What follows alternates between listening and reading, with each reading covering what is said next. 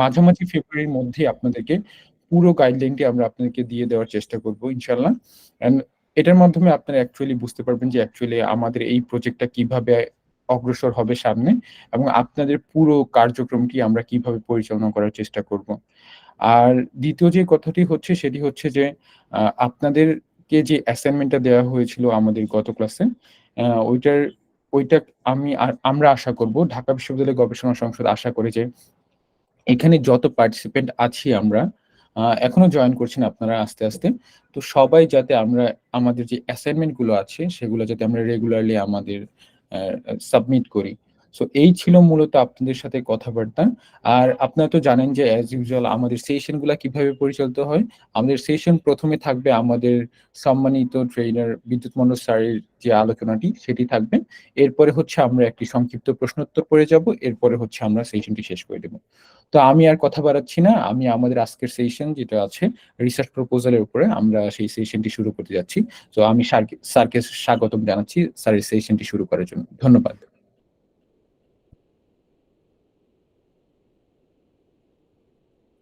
Shall I start now? Yes, sir. We can do. Okay. নমস্কার, শুভ সন্ধ্যা।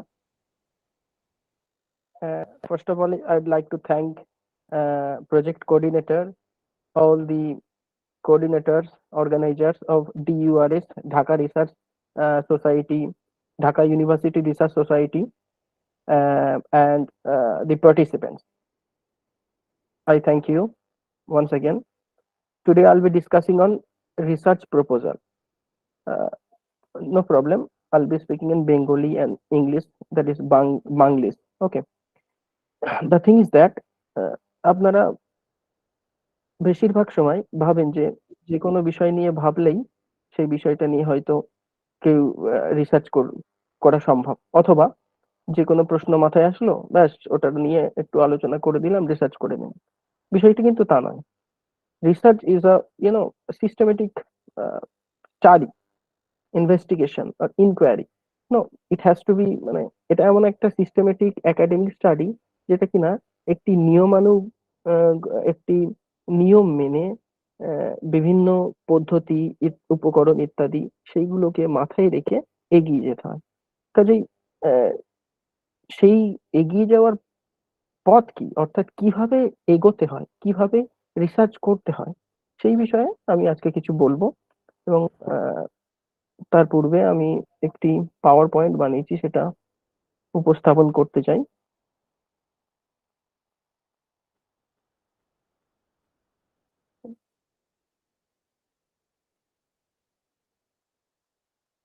Is the screen visible? Hello? No, sir. না sir, এখনো দেখা যাচ্ছে না। Okay, I think it will be coming. Yes, it's visible now, na? G sir, এখন দেখা যাচ্ছে। Okay, Yes. thank you. আজকের আলোচনার বিষয় নির্ধারণ করেছি ink and insight, unveiling the secret of an effective research. প্রথমে মাথায় আসতে পারে কেন হঠাৎ করে এরকম একটি টাইটেল দেওয়া হলো কেন। তার কারণ হলো, আপনারা জানেন যে যারা রিসার্চ করছেন বা করবেন বা রিসার্চের প্রি রিসার্চ স্টেপে আছেন, তারা রিসার্চ করতে গেলে প্রথমে প্রশ্ন আসে যে কোনো একটা ইনস্টিটিউশনের আন্ডারে করতে হবে, হয় ইউনিভার্সিটি, নয় হয় গভর্নমেন্ট ইউনিভার্সিটি, নয় প্রাইভেট ইউনিভার্সিটি, নয় এরকম কিছু কোনো ইনস্টিটিউশনের আন্ডারে গিয়ে করতে হবে। ইনস্টিটিউশনে গেলে আমাকে কিছু প্রস্তাব দিতে হবে, অর্থাৎ আমাকে তো একটি প্রস্তাবনা পেশ করতে হবে, যে প্রস্তাবনাতে আমি দাবি করব যে এই বিষয়ের উপর রিসার্চ করা যেতে পারে। এবং সেই বিষয়টা মাথায় রেখে কিন্তু এই টাইটেলটা রাখা হয়েছে যে কিভাবে একটি প্রস্তাবনা তৈরি করব, অর্থাৎ how research proposal is, how an effective, it would be better to say an effective research proposal is to be made. কিভাবে, মানে what are the secrets, what are the hiding remarks, সেই সিক্রেট গুলো কি যেগুলো জানলে একটি effective research proposal বানানো যাবে। এবং শুধু তাই নয়, তার সাথে সাথে কি করা যাবে, যে ইনস্টিটিউশন বা যে ইউনিভার্সিটি বা যেখানে আমি ওই প্রস্তাবনাটি পেশ করব, সেই স্থানে প্রস্তাবনাটিকে নির্দেশক কতটা গ্রহণ করবে। কাজেই সবার প্রথমে আমাদের জানতে হবে যে how two set, how to prepare, how to you know what kind of thought I have in my mind, মানে যে ভাবনাগুলো আমার মাথায় আছে, how to pose, how to you know propose, কিভাবে আমি এটাকে প্রপোজ করব, প্রস্তাব দেব, কিভাবে আমি এই ভাবনাটাকে, আমার মাথায় যে ভাবনাটা আছে সেই ভাবনাটাকে তৈরি করে আমি উপস্থাপন করব। ওকে, তো এটি হলো আজকের আলোচনার বিষয়। সর্বাগ্রে আহ, একটু বেসিক আলোচনা করে নিই, যেগুলো হয়তো কম বেশি আপনারা সবাই জেনে থাকবেন। বেসিক আলোচনা করার পরেই আমি আজকের প্রধান আলোচনাতে চলে আসব। কাজে প্রথমে শুরু করা যাক যে রিসার্চ কি। খুব রাফলি, একদম খুব সহজভাবে, খুব আহ, মোটা দাগে আলোচনা করতে গেলে বলতে হয় যে রিসার্চ হলো, গবেষণা হলো এমন একটি সিস্টেমেটিক একাডেমিক ইনভেস্টিগেশন, মানে এমন একটি ইনভেস্টিগেশন বা কি বলবো, অনুসন্ধান, এমন একটি সিস্টেমেটিক একাডেমিক অনুসন্ধান, যে অনুসন্ধান সবসময় করা হয় কিছু পূর্বে প্রাপ্ত তথ্য এবং বর্তমানে প্রাপ্ত তথ্যের নিরিখে। কি কারণে? যাতে করে নতুন আন্ডারস্ট্যান্ডিং, নতুন বোধ, নতুন ইন্টারপ্রিটেশন আমরা খুঁজে বার করতে পারি। ওকে, কথা পরিষ্কার আসছে তো? Hello? Yes, sir, we can listen you clearly. Yes, sir. Okay, thank you. তো কাজেই রিসার্চ হলো এমন একটি অনুসন্ধানমূলক কর্মসূচি বা এমন একটি সিস্টেমেটিক একাডেমিক অনুসন্ধান, যেখানে কিন্তু পুরানো, মানে আমাদের যে অতীতে যে ঘটনাগুলো আছে বা পাওয়া গেছে এবং বর্তমানে যে ঘটনাগুলো বা যে তথ্যগুলো আছে, তার তুলনামূলক পর্যালোচনার ভিত্তিতে নতুন বা একটা অন্যতম, একটা আহ, সম্পূর্ণ ভিন্ন অথবা অংশত ভিন্ন আন্ডারস্ট্যান্ডিং এ আমরা উপনীত হতে পারি। ওকে,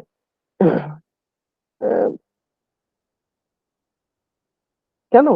কেন না, তার কারণ আমরা যদি ইটিমোলজিক্যালি বলি আর যদি সিস্টেমেটিক ওয়েতে আমরা রিসার্চ কথাটাকে বিশ্লেষণ করি, মানে if we analyze the word research, we will get two terms, one is re and the other one is search. তো দ্যাট মিনস, মানে রিসার্চকে ভাঙলে আমরা রি এবং সার্চ দুটো শব্দ পাবো। রি মানে अगेन, মানে अगेन, সার্চ মানে ইনভেস্টিগেশন। তো তার মানে কি, अगेन ইনভেস্টিগেশন, রিপিট ইনভেস্টিগেশন। তার অর্থ হলো যে যে জিনিসটা অলরেডি হয়ে গেছে সেই জিনিসের উপর আবার একটি অনুসন্ধান। আপনাদের মাথায় প্রশ্ন আসতে পারে যে যে জিনিসটা হয়ে গেছে, যেটা হয়নি, তাহলে সেটা কি? উত্তরে বলতে হয় সেটা কিন্তু এখানে খেয়াল রাখতে হবে, রিসার্চ এন্ড ইনভেনশন দুটো কিন্তু আলাদা কথা। ইনভেন্ট করা, ওকে, রিসার্চে ইনভেন্ট হতে পারে, কিন্তু কমপ্লিট ইনভেনশন আর রিসার্চ দুটো সবসময় আলাদা। এক করে আপনারা বুঝবেন না। রিসার্চ এই প্রিসাপোজ করছে যে কোনো বিষয় যদি সম্পূর্ণত অজ্ঞাত, completely unknown and completely known, then there is no place of research. কোনো বিষয় যদি সম্পূর্ণ জানা থাকে, সম্পূর্ণ অজানা অথবা সম্পূর্ণ অজানা থাকে, তাহলে সেই বিষয়ে কখনো রিসার্চ হয় না।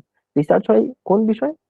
Something is partially known, something has highlighted partially or partly, or even something has been discovered, but there's a lot which are yet to discover, মানে কিছু অনুসন্ধান হয়ে গেছে, সেখানে কিছু তথ্য পাওয়া গেছে, কিন্তু আরো অনেক তথ্য পাওয়া যেতে পারে, সেই জায়গায় কিন্তু রিসার্চ হবে। ওকে, যেমন ফর এক্সাম্পল আমি যদি বলি যে H2O, এটা মিলে, মানে মিক্সড করলে জল হয়, এখানে কিন্তু এটা একদম কমপ্লিটলি নোন। কেউ আর এসে এরকম গবেষণা করতে যাবে না যে ও H2A O H2O R two hydrogen atom with one oxygen atom, can it really or will it really make water? Nobody would definitely ask, nobody would definitely go for to work with this. Anyway, so the thing is that research is always something which is done on something which has already been done or something which has already been searched. Okay, এখন এই research শব্দটির একটি Indian interpretation আছে, মানে Indian টার্মিনোলজিতে research investigation বোঝালেও systematically research বলতে কিন্তু এক্সামিনিং বা ক্রিটিক্যাল অ্যানালিসিস বোঝায়। ওকে, তো কাজেই আমরা রিসার্চ কথা মানে অনেক সময় বিচারও বলা হয়। রিসার্চ মানে ক্রিটিক্যাল অ্যানালাইজিং বুঝতে পারি, এক্সামাইনিং বুঝতে পারি, আর বিচার বুঝতে পারি। কাজেই কখনো কখনো আমাদের যদি মনে হয় কোনো আর্টিকেল, কোনো বুক বিষয়ে কোনো বিচারমূলক আলোচনা আছে, তাহলে কিন্তু সেটা একটি রিসার্চ আমাদের এভাবে বুঝতে হবে। এখন জাস্ট এখানে এই পরবর্তী স্লাইডে আমি দেখানোর চেষ্টা করছি যে এভাবে আমরা বুঝতে পারি যে মানে synonymously we can pose this terms. Research is equal to critical examining, is equal to monono, is equal to critical analyzing, okay, and is equal to bichar. Okay, now question may come because before going to discuss this, I used to say, আমি সবসময় বলি, আমি সবসময় ছাত্রদেরকে বলি যে আপনারা যে বিষয়টা জানবেন বা যে বিষয়ে ডিসকাস করতে যাবেন, আলোচনা করতে যাবেন, তার আগে তিনটে জিনিস মাথায় রাখবেন। একটা হলো what, second why, third how. এই যে আমি এটাকে বলি ট্রিপল প্রিন্সিপাল। এই ট্রিপল প্রিন্সিপাল আমাদেরকে সবসময় ইনভেস্টিগেট, আমাদেরকে সবসময় একটা হন্ট করে, আমাদেরকে সবসময় তাড়ায় কোনো বিষয় খোঁজ বা অনুসন্ধান করতে। কাজেই সবসময় যে কোনো বিষয় শুরু করতে গেলেই এই তিনটে প্রশ্ন দিয়ে শুরু করতে হবে। মাথায় রাখতে হবে যে এই তিনটে প্রশ্নের নিরিখেই কিন্তু পরবর্তী একদম ফার্দার বিশাল বিশাল বিচারক, বিশাল ডিসকাশন দাঁড়িয়ে আছে। তিনটে বিষয় কি কি আমি বললাম। হোয়াট মানে কি, what I am going to do, what I am going to work, what I am going to discuss, what I am going to research, and second thing, why. Why do we? Why research? Why do we go for that? Why would we like to investigate this? কেন আমরা এটা করব? এটা করে কি লাভ হবে? আদতে এর কোনো কি ভ্যালু আছে? তো তাহলে কি কি বিষয়ে আমরা করব, এটা প্রথমেই আমাদেরকে নির্ধারণ করে নিতে হবে, এবং কেন করব আমাদেরকে প্রথমে জানতে হবে, তারপরে সেই বিষয়ে প্রবৃত্ত হতে হবে। এবং থার্ড প্রিন্সিপাল হচ্ছে হাউ, কিভাবে করব। কাজেই এই সমগ্র বিষয়টাকে যদি আমি আজকের আলোচনাটা ছুড়ে দিই, তাহলে আপনাদের মাথায় এই সেম তিনটে প্রশ্ন দিয়ে আমার আলোচনাটাকে বুঝতে পারেন যে কি আলোচনা হবে, কেন আলোচনা হবে, এবং কিভাবে আলোচনা হবে। কি আলোচনা হবে প্রথমেই বলা হয়েছে যে স্পেসিফিক এরিয়া হচ্ছে কিভাবে রিসার্চ প্রপোজাল বানাতে হবে, মানে how to prepare an effective research proposal. Okay, now this is the what portion. কি I'm gonna discuss, আমি কি আলোচনা করতে যাচ্ছি। and second question, why, কেন আমি করব, কেন করব, কি এটা করে কি হবে। থার্ড থিং হচ্ছে কিভাবে করব। একদম এই তিনটে প্রশ্ন মাথায় রেখে আপনারা বোঝার চেষ্টা করুন, মন দিয়ে শুনুন। আশা করি এই আজকের আলোচনাটাও সেভাবে ফল প্রদান করবে বা ফলপ্রসূ হবে। তো কাজেই এ পর্যন্ত আমরা জেনে গেলাম, এ পর্যন্ত আমরা বুঝলাম যে কি করব। রিসার্চ রিসার্চ প্রপোজাল নিয়ে আলোচনা করব, এবং একইভাবে যখন একজন রিসার্চার কোনো একটি বিষয়ে মনোনিবেশ করবে, কোনো একটি বিষয়ে অনুসন্ধান করতে যাবে, তখন তার প্রথমে মাথায় নিতে হবে আমি কি আলোচনা করব। আমি কি আলোচনা করব যে বাংলাদেশে ঋতু বা ঋতু পরিবর্তনের তারতম্য, আমি কি আলোচনা করব যে সোশ্যাল স্ট্রাকচার, আমি কি আলোচনা করব পপুলেশন। এইরকম একটা ফিক্সড একটা স্পেসিফিক ডোমেন সেট করে নিতে হয়, এটাতে কি আলোচনা করব, কেন করব। তার নিরিখে ডেফিনেটলি আই হ্যাভ, আমার অনেক আর্গুমেন্ট থাকবে, অনেক যুক্তি থাকবে, অনেক আমার আন্ডারস্ট্যান্ডিং থাকবে, যে কারণে আমি আলোচনা করতে এগোবো। কাজে একইভাবে এখানে প্রশ্নটা এদিকেই নির্দেশ হচ্ছে যে কেন তাহলে রিসার্চ করব। সে প্রসঙ্গে বলার চেষ্টা করেছি যে there are so many reasons, there are so many understandings regarding why research, but I have tried to, মানে আমি এখানে I have tried to just mention a few of them। আমি কিছু মানে তার মধ্যে থেকে কিছু কিছু আলোচনা করার চেষ্টা করেছি, যেখানে কিছু পয়েন্ট করে বলার চেষ্টা করেছি যে it helps students the necessary training in gathering data and arranging them in a logical way, and it also provides tools and techniques to do better understanding and better research। ছাত্রদেরকে কি করে, ছাত্র মানে গবেষকদের বা স্টুডেন্ট বা রিসার্চারদের তাদের কিভাবে তথ্য অনুসন্ধান করতে হয়, কিভাবে তাদেরকে লজিক্যাল ওয়েতে অ্যারেঞ্জ করতে হয়, এবং কোন কোন টেকনিক দিয়ে তাদেরকে অ্যানালিসিস করে একটা বেটার আন্ডারস্ট্যান্ডিং পাবো, এই research teaches us. Okay, we can also talk about, আমরা আরো বিষয়গুলোর কথা বলতে পারি, যেমন যখন কেউ একজন রিসার্চ করে, ইউনো, যখন তিনি কোনো একটি বিষয়ের অনুসন্ধান চালান, তখন he or he might have a discovery of a completely new intellectual property which can become a new way of looking at the world. ধরুন কেউ একজন কোনো একটা বিষয়ে আবিষ্কার করে গেছেন, যেমন ধরুন কি বলবো, একটা এক্সাম্পল, ধরুন ধরুন অ্যারোপ্লেন অ্যারোপ্লেন আবিষ্কার করে গেছিলেন Wilbur right, Orville Wright and Wilbur right. 1900 মানে বিংশ শতাব্দীর ঊনবিংশ শতাব্দীর শেষার্ধে অথবা বিংশ শতাব্দীর সূচনাতে, আমি জাস্ট ভুলে যাচ্ছি। But the thing is, what I am trying to make it clear, যে after that people started to think, can there be other ways, can there be other instruments which we can apply or which we can use to prepare a better or to make a better aeroplane. And now we see so many improvisations, so many reformulation of the aeroplanes are there. Okay, so এইটাই হলো কথা, যে research কি করে, যে জানা বিষয় থেকে জ্ঞাত বিষয়ের উপর আলোচনা করতে করতে, বিশ্লেষণ করতে করতে এমন হয় যে রিসার্চ করছেন তিনি একটা দেখা গেল নতুন একটা ইন্টারপ্রিটেশন, নতুন একটা ওয়ার্ল্ড ভিউ তৈরি করে দিলেন, যেটা পরবর্তীকালে সারা বিশ্বের মানুষ সেটাকে গ্রহণ করলেন। তো সেই জন্য YONO, when one knows how research is done, she or he might have a discovery of a completely new intellectual property which can become a new way of looking at the world. Okay, and in recent days people intend to accept only scientific and rational thoughts and theories which research provides. Research আমাদের সেই rational scientific theories and thoughts প্রদান করে, and in this way people are getting more rational, researchers are getting more rational, they are having more understanding, they are having scientific logical understanding. Okay, and by doing this, so research provides the more recent information. এই এই এর মধ্যে দিয়ে research কিন্তু আমাদেরকে নতুন নতুন তথ্য প্রদান করছে, কোথায় কি, কোন প্রশ্নের, কোন তথ্যের, কোন মেকানিজম, মানে সব দিক থেকে, সায়েন্স বলো, ম্যাথমেটিক্স বলো, সোসাইটি বলো, যে কোন নতুন নতুন কোন তথ্য আসছে, কোন থিওরি ডেভেলপ করছে, এগুলো রিসার্চ করতে করতে কিন্তু আমরা শিখি। এইগুলো আমাদেরকে research আমাদেরকে শেখায়। Research provides more recent, more latest information, and we can also talk about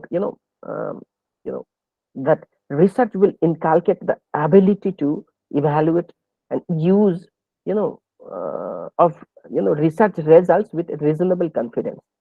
মানে if we go for research and to some extent I'd be competent on that field, মানে রিসার্চ করতে করতে আমি যদি মোটামুটি হয়ে যাই ওই রিসার্চে, আমি অ্যাডাপ্ট করে নিই, মানে অ্যাডাপ্ট করতে শিখে যাই, তাহলে কি শেখাটা হয়, যে যে how to it increases the ability, আমাকে বলতে হয় যে এটা increases the ability to evaluate and use research results with reasonable confidence, and in this way research build credibility.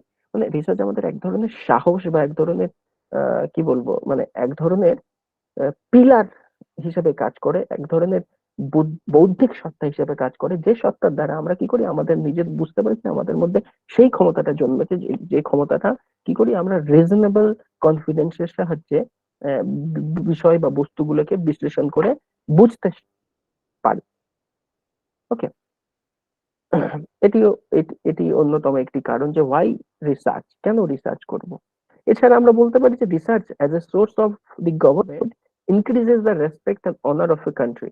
এটা আসলে মাথায় আমার আসলে লাস্টের দিকে, এই জন্য অনেকগুলো বিষয় আছে, তার মধ্যে এটি একটি অন্যতম কারণ, যে কোনো একটা দেশের যখন, কেননা আপনারা মাথায় রাখবেন যে কোনো একজন স্কলারকে, মানে কোনো একজন স্টুডেন্টকে পিএইচডি ডক্টরেট উপাধি দিতে একটা গভর্নমেন্টকে কত পরিমাণ অর্থ প্রয়োগ করতে হয়, সেটা আমরা সেই অর্থে অ্যানালিসিস করি না, আমরা বিশ্লেষণ করি না বলে হয়তো আমরা বুঝতে পারি না বা সেই বিষয়ে অতটা অবগত নই। কিন্তু আদতে একটি ছাত্রকে পিএইচডি করাতে বা ডক্টরেট হওয়াতে একটি দেশের অবদান থাকে। একটি দেশ তার পেছনে অনেক অর্থ এবং অনেক অ্যাডমিনিস্ট্রেটিভ সাপোর্ট করে বলেই কিন্তু সে পিএইচডি ডিগ্রি লাভ করে ডক্টরেট হয়। কাজেই research as A resource of the government increases the respect and honour of a country. যখন আমাদের কোনো একটি দেশের কোনো একজন রিসার্চার একটা কিছু ইনভেন্ট করবে, একই অর্থে কোনো একটা নতুন তথ্য আবিষ্কার করবে রিসার্চ করে, তখন কি হবে, সেই তথ্য আবিষ্কারের সাথে সাথে ইন্ডিভিজুয়ালি যেমন সেই ব্যক্তি সেই রিসার্চারের সুনাম হবে, তার সাথে সাথে কিন্তু সেই দেশেরও সুনাম হবে। কাজেই in a wider sense we can say that research also, you know, um, links research also holds the respect and honor of a country. Okay, definitely bad research এর ক্ষেত্রেও the same thing. Okay, so মোটামুটি মোটা দাগে আমরা এই বিষয়গুলো মাথায় রেখে এগোতে পারি যে কেন রিসার্চ করবো। কেউ যদি প্রশ্ন করে যে আচ্ছা আপনি রিসার্চ তো করছেন, কেন রিসার্চ করবেন, এতে কি লাভ হবে, কি ফল আসবে, তো সেখানে আপনাদের এই এই উত্তরগুলো বা এই যুক্তিগুলো আপনারা প্রদান করতে পারেন।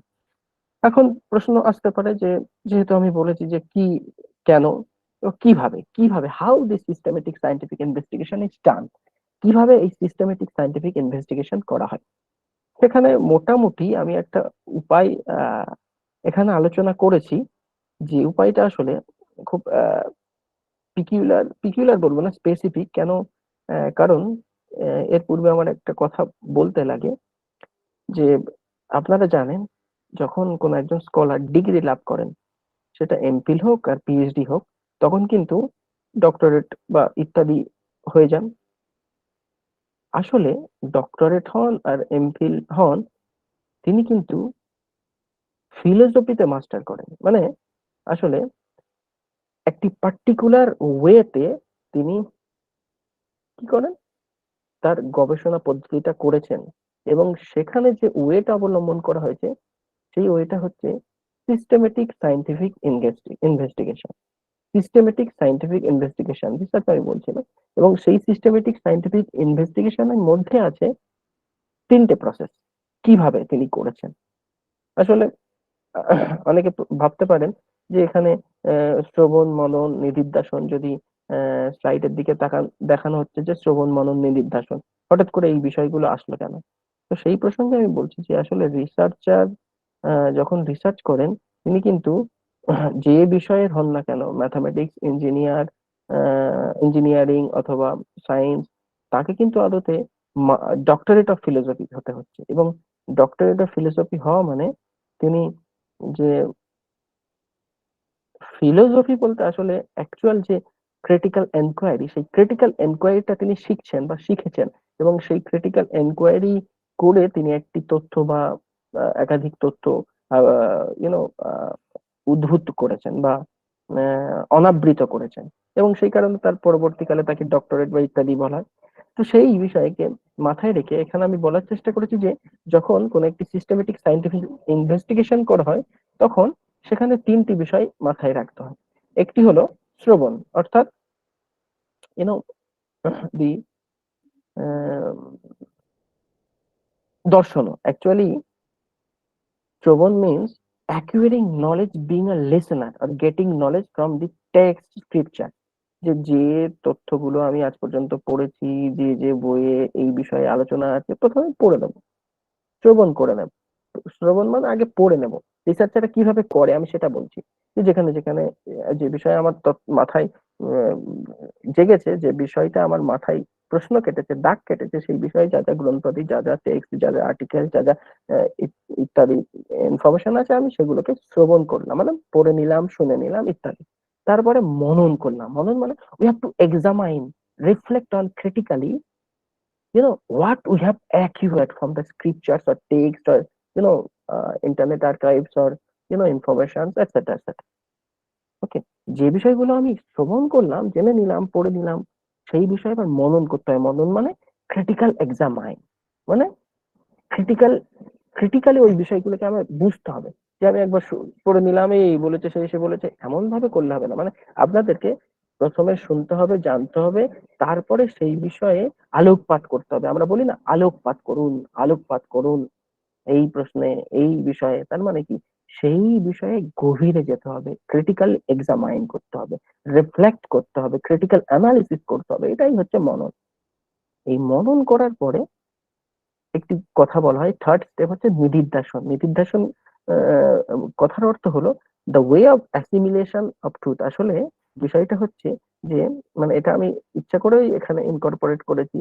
তার কারণ হলো যে, যখন যে কোনো গবেষক গবেষণা করে একটা নতুন একটা তথ্য আবিষ্কার করবেন যে না, জল দাঁড়িয়ে খেলে অনেক শারীরিক প্রবলেম হতে পারে, জল যখন পান করা হবে বা খাওয়া হবে তখন বসে খেতে হবে, তার পেছনে এই সাইন্টিফিক ব্যাখ্যা। তো এইটা যখন তিনি এই তথ্যটা তিনি আবিষ্কার করলেন বা এই তথ্যটাকে তিনি খুঁজে বের করলেন, তারপরে থেকে কিন্তু তার লাইফেও এইটা মেনটেন করতে হবে। এটাই হচ্ছে থার্ড স্টেপ। মানে আমি রিসার্চে আমি বলে দিলাম, এই করে দিলাম, দেখা গেল আমি সায়েন্টিস্ট হয়ে আমি বড় বড় কথা বললাম, এই নেই সেই নেই, গড নেই, ঘোষ নেই, অথচ আমি ঘোষ তাড়ানোর জন্য হাতে আমি কি বলে ব্যান্ড ট্যান্ড কিছু একটা পরলাম, গলায় মালা টালা দিলাম, হাতে আংটি দিলাম, ইত্যাদি ইত্যাদি। তো এইটা কিন্তু অ্যাকচুয়ালি কন্ট্রাডিকশন। তো কাজেই মাথায় রাখতে হবে, as a scientific researcher, okay, you have to have this, you have to have, you have to inculcate the third, at least after getting one first and second step, you have to inculcate the third step. Okay, you have to practice, and this practice মানে তুমি যে শিখেছো, যে আবিষ্কার করে যে তথ্যটা খুঁজে বের করেছো, সেই তথ্যটাকে তোমাকে প্রয়োগ করতে হবে, সেই তথ্যটা ব্যবহার করতে হবে। এটাই হলো থার্ড স্টেপ। এটা গেল রিসার্চ সম্পর্কে।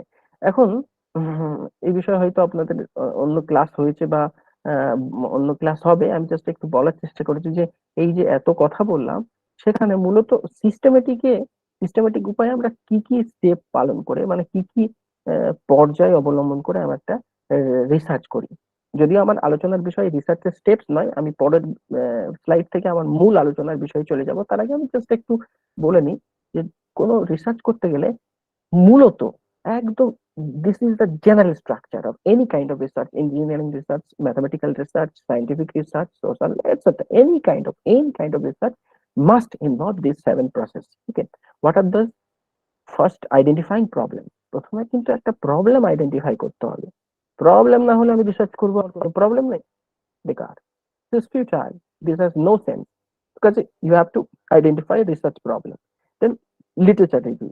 আমার প্রবলেম আছে, কিন্তু সেই প্রবলেম বিষয়ে কোথায় আলোচনা আছে, কোথায় প্রবলেমটা নিয়ে ডিল করা হয়েছে বা হচ্ছে, বা কে কে ভাবছেন এই বিষয়ে রিলেটেড কি কি তথ্য আছে, আমি দেখছি না, হবে না, তাহলে সেটাও রিসার্চ, সেখানেও রিসার্চ সম্ভব হবে না। কাজে second, one has to maintain, one has to go for this literature review, go for the literatures exist there. Okay, this is the second step, and the third step is, আমি এখানে একটি ছবি দিয়েছি, যে আপনারা স্লাইডের দিকে তাকালে দেখতে পাবেন যে বই মানে কি, বিভিন্ন গ্রন্থাদি, বিভিন্ন টেক্সট আর্টিকেল, যেখানে যেখানে এই বিষয়ের আলোচনা, যে বিষয় মানে আমি প্রবলেম, যে বিষয়ে আমি প্রবলেমটা ড্রেস করেছি, সেই প্রবলেম নিয়ে আলোচনা হয়েছে, সেটাকে আমাকে পড়তে হবে। থার্ড স্টেপ হচ্ছে হাইপোথেসিস ফর্মুলেশন। ওকে, হাইপোথেসিস ফর্মুলেশন মিন্স আলোচনা করার পরে I have to prepare, I have to set some sort of hypothesis. আমাকে কিছু বিষয়ে হাইপোথেসিস তৈরি করতে হবে। কেন? কারণ যে প্রবলেমটাকে আমি দাঁড় করানোর চেষ্টা করেছি, সেই প্রবলেমটা কোন দিককে নির্দেশ করছে, সেই প্রবলেমকে বেস করে কি কি হাইপোথেসিস করা যেতে পারে, সেই হাইপোথেসিস আমাকে তৈরি করতে হবে। হাইপোথেসিস না হলে, হাইপোথেসিস মানে আসলে এক প্রকার যুক্তি। হাইপোথেসিস হলে এক প্রকার যুক্তি। ওকে, এক প্রকার যুক্তি আমাকে তৈরি করতে হবে, যে যুক্তি বলে আমি এই প্রবলেম বিষয়ে ডিসকাস করব বা করতে পারবো। এটা হলো থার্ড স্টেপ। ফোর্থ স্টেপ হচ্ছে রিসার্চ ডিজাইন। রিসার্চ ডিজাইন কিভাবে ডিজাইন করবো, ঠিক আমি এখানে একটা ছবি দিয়েছি। আসলে ছবিটা হচ্ছে একটা বাড়ি। আমি এইটা ছবিটা দিয়ে এটাই বোঝাতে চাইছি যে একটা বাড়ি করতে গেলে যেমন একটা ডিজাইন লাগে, যে আমি কোন এখানটায় এই বেডরুম রাখবো, এখানে ব্যালকনি, এখানে কিচেন, এখানে মানে বাথরুম, এটসেট্রা এটসেট্রা। তো সেই রকম একটা বাড়ি করতে গেলে, বা মনে হলো যে না আমি এই জানালাটাকে এইভাবে ঘুরিয়ে দেবো, আমি বাড়ির এটাকে স্ট্রাকচারটাকে এইভাবে করবো। তো কাজে একটা বাড়ি করতে গেলে যেমন মাথায় একটি ডিজাইন রাখতে হয়, শুধু বাড়ি নয়, যে কোনো জিনিস তৈরি করতে গেলে, এই যে ল্যাপটপ, এই ল্যাপটপ যখন বানিয়েছিলেন, তখন যিনি বানিয়েছিলেন তখন তার মাথায় কিন্তু একটা ডিজাইন ছিল। Without having a design, without having a format, a structural format or a design, Okay, one cannot, discover, or one cannot make, or one won't be able to establish or discover this kind of things. কেউ কোনো দিনই design ছাড়া, তুমি মাটি নিয়ে বসে গেছো, তোমার মাথায় কোনো ডিজাইনই আসছে না বা ডিজাইন নেই, তুমি বলছো আমি মাটি দিয়ে তৈরি করব। কি তৈরি করব? মাটি দিয়ে আমি অমুক ইউনো বঙ্গবন্ধু শেখ মুজিবুর ওনার আমি মূর্তি তৈরি করবো, অথচ ওনার ডিজাইন বা মাথায় আমার নেই, কিভাবে কোথায় নাকটা কোথায় চোখটা কেমন ভাবে আছে আমার মাথায় নেই, অথচ মাটি নিয়ে বসে আছি। কাজে ডিজাইনটাও মাথায় রাখতে হবে। তো আমি এখানে সেটাই বলার চেষ্টা করেছি যে এই বাড়িটা যখন তৈরি করা হয়, যে ঠিক কোথায় কেমন ডিজাইনে করা হবে, ইঞ্জিনিয়ারের বা সিভিল ইঞ্জিনিয়ার বলুন আর যিনি বানিয়েছেন বা যারা বানিয়েছেন তাদের মাথায় যেমন এই ডিজাইন ছিল, ঠিক তেমনই রিসার্চ করতে গেলে একটি ডিজাইন সেট করে নিতে হবে। ওকে, তার পরবর্তী স্টেপ হলো ডেটা কালেকশন। সবকিছু ভালো, সবকিছু করে দিলাম, এবার আমার ডেটা নেই, আমি চুপ করে বসে আছি, এবার আমি ঘরে বসে আছি, এই আর কিছু মানে আমার যুক্তি তৈরি করে নিয়েছি, ডিজাইন হয়ে গেছে, আর কিছু করবো না। কিন্তু তা করলে হবে না। রিসার্চ কমপ্লিট করতে গেলে ডেটা কালেকশন করতে হবে, ছুটতে হবে, তার মানে আমাকে তথ্য খুঁজে বের করতে হবে, আমাকে তথ্য সংগ্রহ করতে হবে, যে তথ্যগুলো কিন্তু আমার পজিশনটাকে, আমার স্ট্যান্ডটাকে রাখতে সাহায্য করবে। ওকে, ডেটা কালেকশন করে দিলাম, ফাইন। ডেটা কালেকশন করে আমাকে ছেড়ে দিলে হবে না। তার পরবর্তী স্টেপ হলো যে ডেটাগুলো কালেকশন করেছি সেটাকে অ্যানালিসিস করতে হবে। তার মধ্যে তো বেনো জলও ঢুকে থাকতে পারে, তার মধ্যে তো আহ, ভালো ডেটা মানে কি, valid invalid both kind of data থাকতে পারে। তাহলে আমাকে ইনভ্যালিড ইনফেরিয়ার ডেটাগুলোকে ছেঁটে বার করতে হবে, করে সুপিরিয়ার স্ট্রং লজিক্যাল সাইন্টিফিক ডেটাগুলোকে তুলতে হবে, এবং সেটা কিসের দ্বারা হবে? Data analysis. তারপরে আমি যে প্রবলেমটা নিয়ে ডিল করেছিলাম সেই প্রবলেমটার একটা টেন্টেটিভ বা মোটামুটি একটা প্লজিবল সলিউশন আর প্লজিবল ইন্টারপ্রিটেশন দিতে পারি। ওকে, এই হলো 7টা স্টেপ মোটামুটি। একটি হলো identifying research problem, second literature review, third formulations of hypothesis formulations, fourth research design, fifth data collection, sixth data analysis, seventh interpretation and solution. Okay, কাজে এই বিষয়গুলোকে মাথায় রেখে আমাদের এগিয়ে যেতে হবে।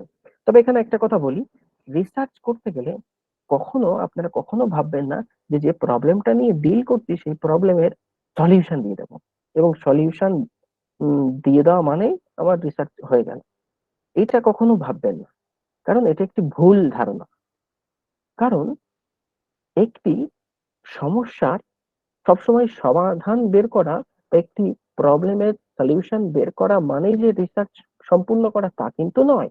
অনেক সময় রিসার্চ এমনও হতে পারে যেখানে আমি একটি সমস্যাকে নিয়ে শুরু করলাম তার সমাধান নির্ণয়ে, এবং সমস্যা বিশ্লেষণ করতে করতে দেখা গেল যে সেই সমস্যাটা আসলে একটা অন্য মোড়, মানে সেই সমস্যাটা একটা অন্য ইন্টারপ্রিটেশন, অন্যরকম ভাবে সেই সমস্যাটাকে আমি তুলে ধরলাম বা বুঝলাম, সেটাও কিন্তু একটা রিসার্চ, নিউ ইন্টারপ্রিটেশন হয়ে যাবে। ওকে, ইভেন ইভেন আমি যদি সেই সমস্যাটাকে ডিল করে নিয়ে আমি একটা নতুন ইন্টারপ্রিটেশন দেয় যে সেই সমস্যাটা আদতে কোনো সমস্যাই নয়, তাহলে সেটাও কিন্তু একটা রিসার্চ। কাজে সবসময় মাথায় এটা রাখলে হবে না যে রিসার্চ মানেই complete research process means there must be a kind of solution of the idea of the former problem or the problems, focus problem, solution of the focus problem. Okay, there is no mean to say this. Okay, so these are the 7 steps which usually which are the general steps of any kind of research. Okay, now let's come back to the point যে okay fine, এগুলো তো বোঝা গেল, এত কিছু তো উনি বললেন, তাতে আমাদের কি যায় আসে। এখন প্রশ্ন হচ্ছে যে এইগুলো তো আপনারা জানতে পারলেন, এবার এই বিষয়গুলোকে জেনে আপনারা যখন কোনো ইনস্টিটিউশনে রিসার্চ করার জন্য প্রস্তুতি নেবেন বা প্রস্তাব দেবেন, তখন কিভাবে দেবেন? ওকে, কারণ এগুলো জেনে গেলে যে সবকিছু জেনে গেলাম তা কিন্তু নয়।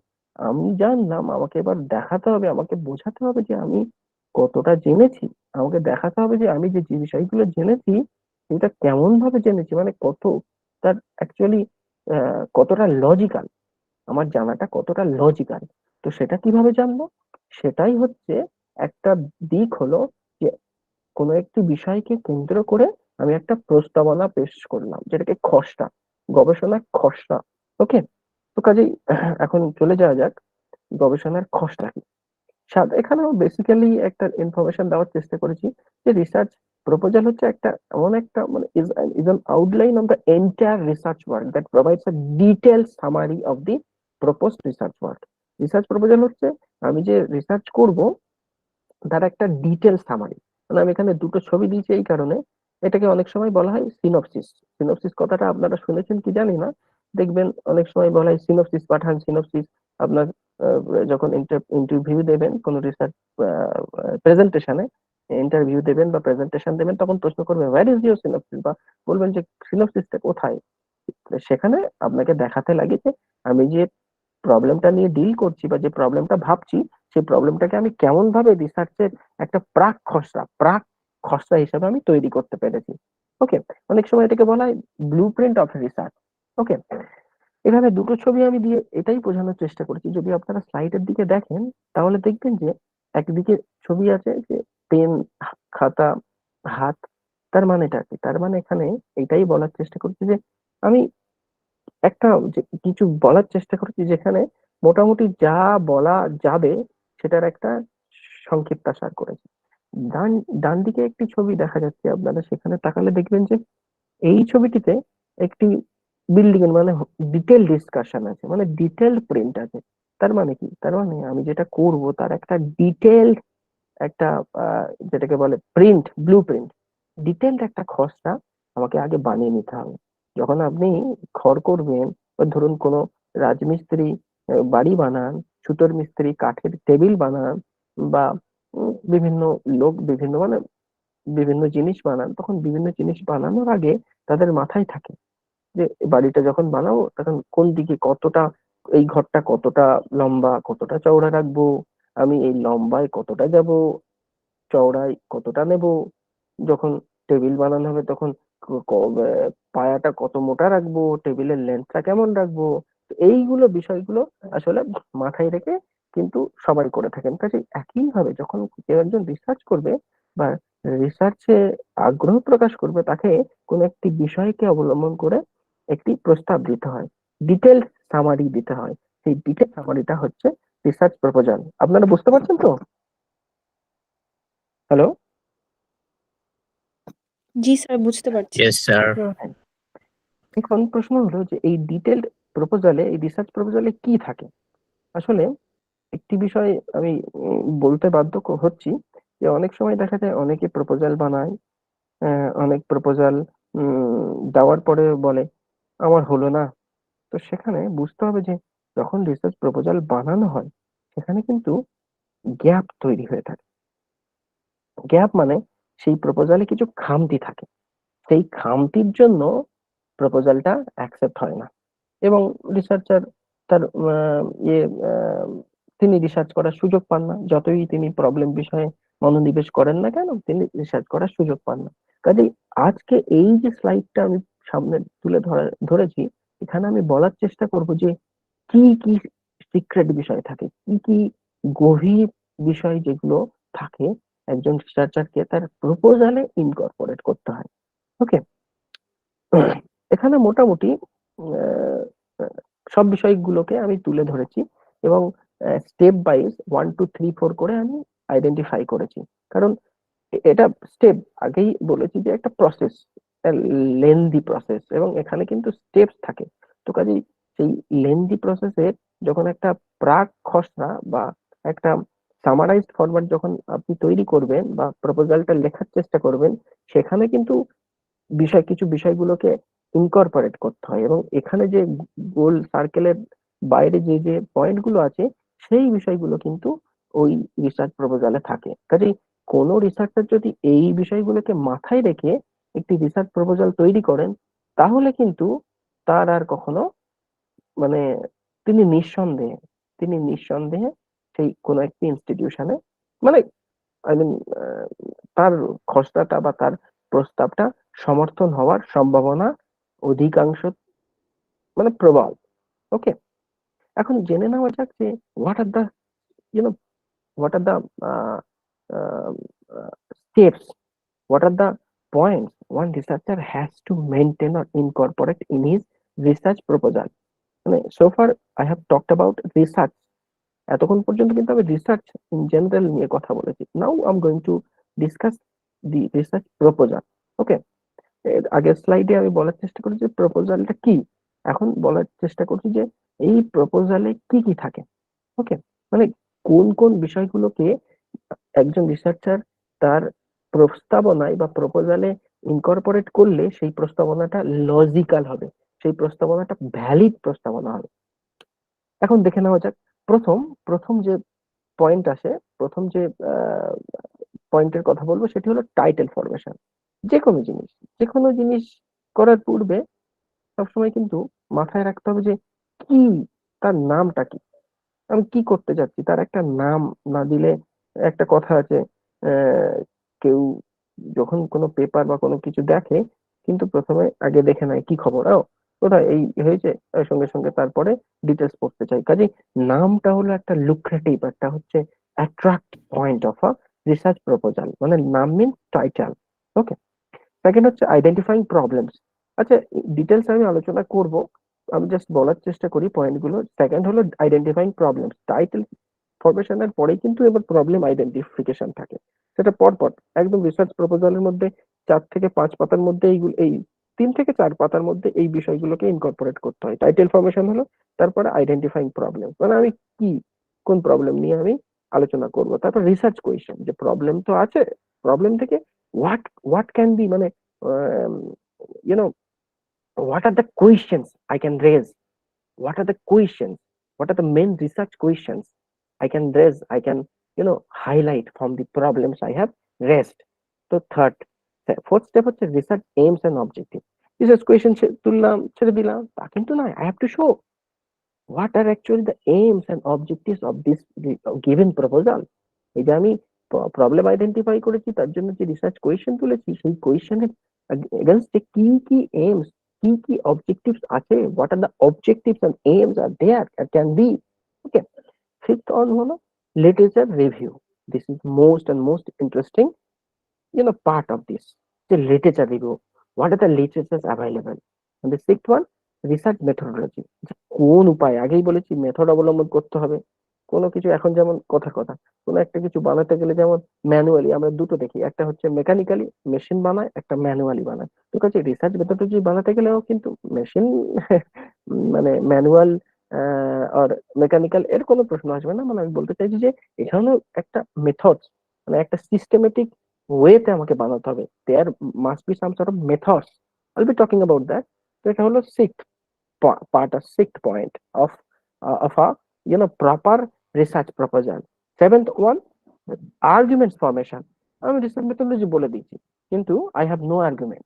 মানে এই আসলে আমি কেন বলছি তার কারণ আপনারা দেখবেন বেশিরভাগ রিসার্চ প্রপোজালকে অ্যানালিসিস করে যে এই পয়েন্টগুলো ইনকর্পোরেট করা হয়েছে কিনা, সেখানে কিন্তু একটা দুটো তিনটে চারটে অথবা দুটো অথবা একটা পয়েন্ট মিসিং, এবং সেই কারণে হয়তো অ্যাকসেপ্টেড হয়নি, এবং সেই কারণে হয়তো এক্সামিনার বা ইন্টারভিউয়ার বলেছেন যে আরো বিষয়টা ভালো করে ভাবো, আরো বিষয়টাকে ক্রিটিক্যাল করার চেষ্টা করো। তো যাই হোক, সেভেন্থ সেটা হলো আর্গুমেন্ট ফরমেশন, এবং এটিও একটি অন্যতম অংশ। রিসার্চ প্রপোজালের অন্যতম অংশ হলো আর্গুমেন্ট ফরমেশন। আমি যে প্রবলেম আইডেন্টিফাই করে যে প্রশ্ন তুললাম, সেই প্রশ্ন নিরিখে আমাকে কিন্তু একটা আর্গুমেন্ট তৈরি করতে হবে, আমাকে আর্গুমেন্ট দেখাতে হবে। সেটা হলো, সেটাও থাকবে ওই প্রপোজালের মধ্যে, খসড়ার মধ্যে থাকবে যে এই এই হয়েছে, এই এই হলে এই হয়, এবং সেই কারণে আমি এই বিষয়কে সমর্থন করছি বা এই বিষয়ে আমি প্রশ্ন রাখছি বা রিসার্চ করার ইচ্ছা প্রকাশ করছি। ওকে, তারপর হলো plausible interpretation of the problem. Argument তৈরি করে দিয়েছি এবং আর্গুমেন্টের নিরিখে আমি একটা প্লজিবল, মানে দেখুন আমি এখানে প্লজিবল কথাটা লেখার একটা কারণ আছে, এটাও কিন্তু আমি ইন্টেনশনালি টেকনিক্যালি লিখেছি, কারণ আবার বলছি যে রিসার্চ মানে একটা অ্যাবসলিউট সলিউশন, অ্যাবসলিউট বলে কিছু হয়। আর যখন মোবাইল ফোন আবিষ্কার হয়েছিল, কিপ্যাডওয়ালা মোবাইল ফোন আবিষ্কার হয়েছিল, তখন মানুষ তখন ততদিন পর্যন্ত ভেবেছিল ওয়াও দারুণ জিনিস, এখান থেকে অনেক দূরে কথা বলা যাচ্ছে। তারপরে কেন তখন সেটা কিন্তু একদম অ্যাবসলিউট ছিল না, সেটার পরে further renovation, further improvisation and so many things are now seen. তো এখনো ফার্দার ভবিষ্যতেও এর ইম্প্রোভাইজেশন হতে পারে, এর রিফর্মেশন হতে পারে। কাজেই সেই কারণে বলছি যে প্লজিবল মানে মোটামুটি একটা গ্রহণযোগ্য কি দেওয়া যেতে পারে। দেখা হলো আমি একটা ইন্টারপ্রিটেশন বের করলাম, একটা সলিউশন দিলাম, ফার্দার আমার পরে অন্য কেউ আরেকজন সেই প্রবলেমটা নিয়ে মানে সেই সলিউশনটা নিয়ে ওটাকে প্রবলেমেটিক ভাবে মানে ওটা থেকে ইনভেস্টিগেট করলেন, প্রবলেম আছে এবং সেই প্রবলেম গুলো তুলে আবার নতুন একটা ইন্টারপ্রিটেশন দিলেন। কাজে সেই জন্য কিন্তু এখানে আপনি রিসার্চ যে প্রপোজাল বানাবেন সেখানে কখনোই বলবেন না finally Das I can conclude I can this. Conclude করতেই পারেন, লিখতেই পারেন, সেখানে কিন্তু একটা টোন থাকবে যে this can be one of the positions, these are the plausible outcomes, plausible interpretations of the problem I have raised. ওকে, বুঝতে পারছেন তো? হ্যালো হ্যালো জি জি Yes, স্যার। sir. হ্যাঁ, আমি কি খুব ফাস্ট বলছি? আপনারা আমাকে বলবেন, ধরতে পারছেন তো আমার কথাগুলো? জি স্যার। ওকে জি sir. Okay, thank you thank you.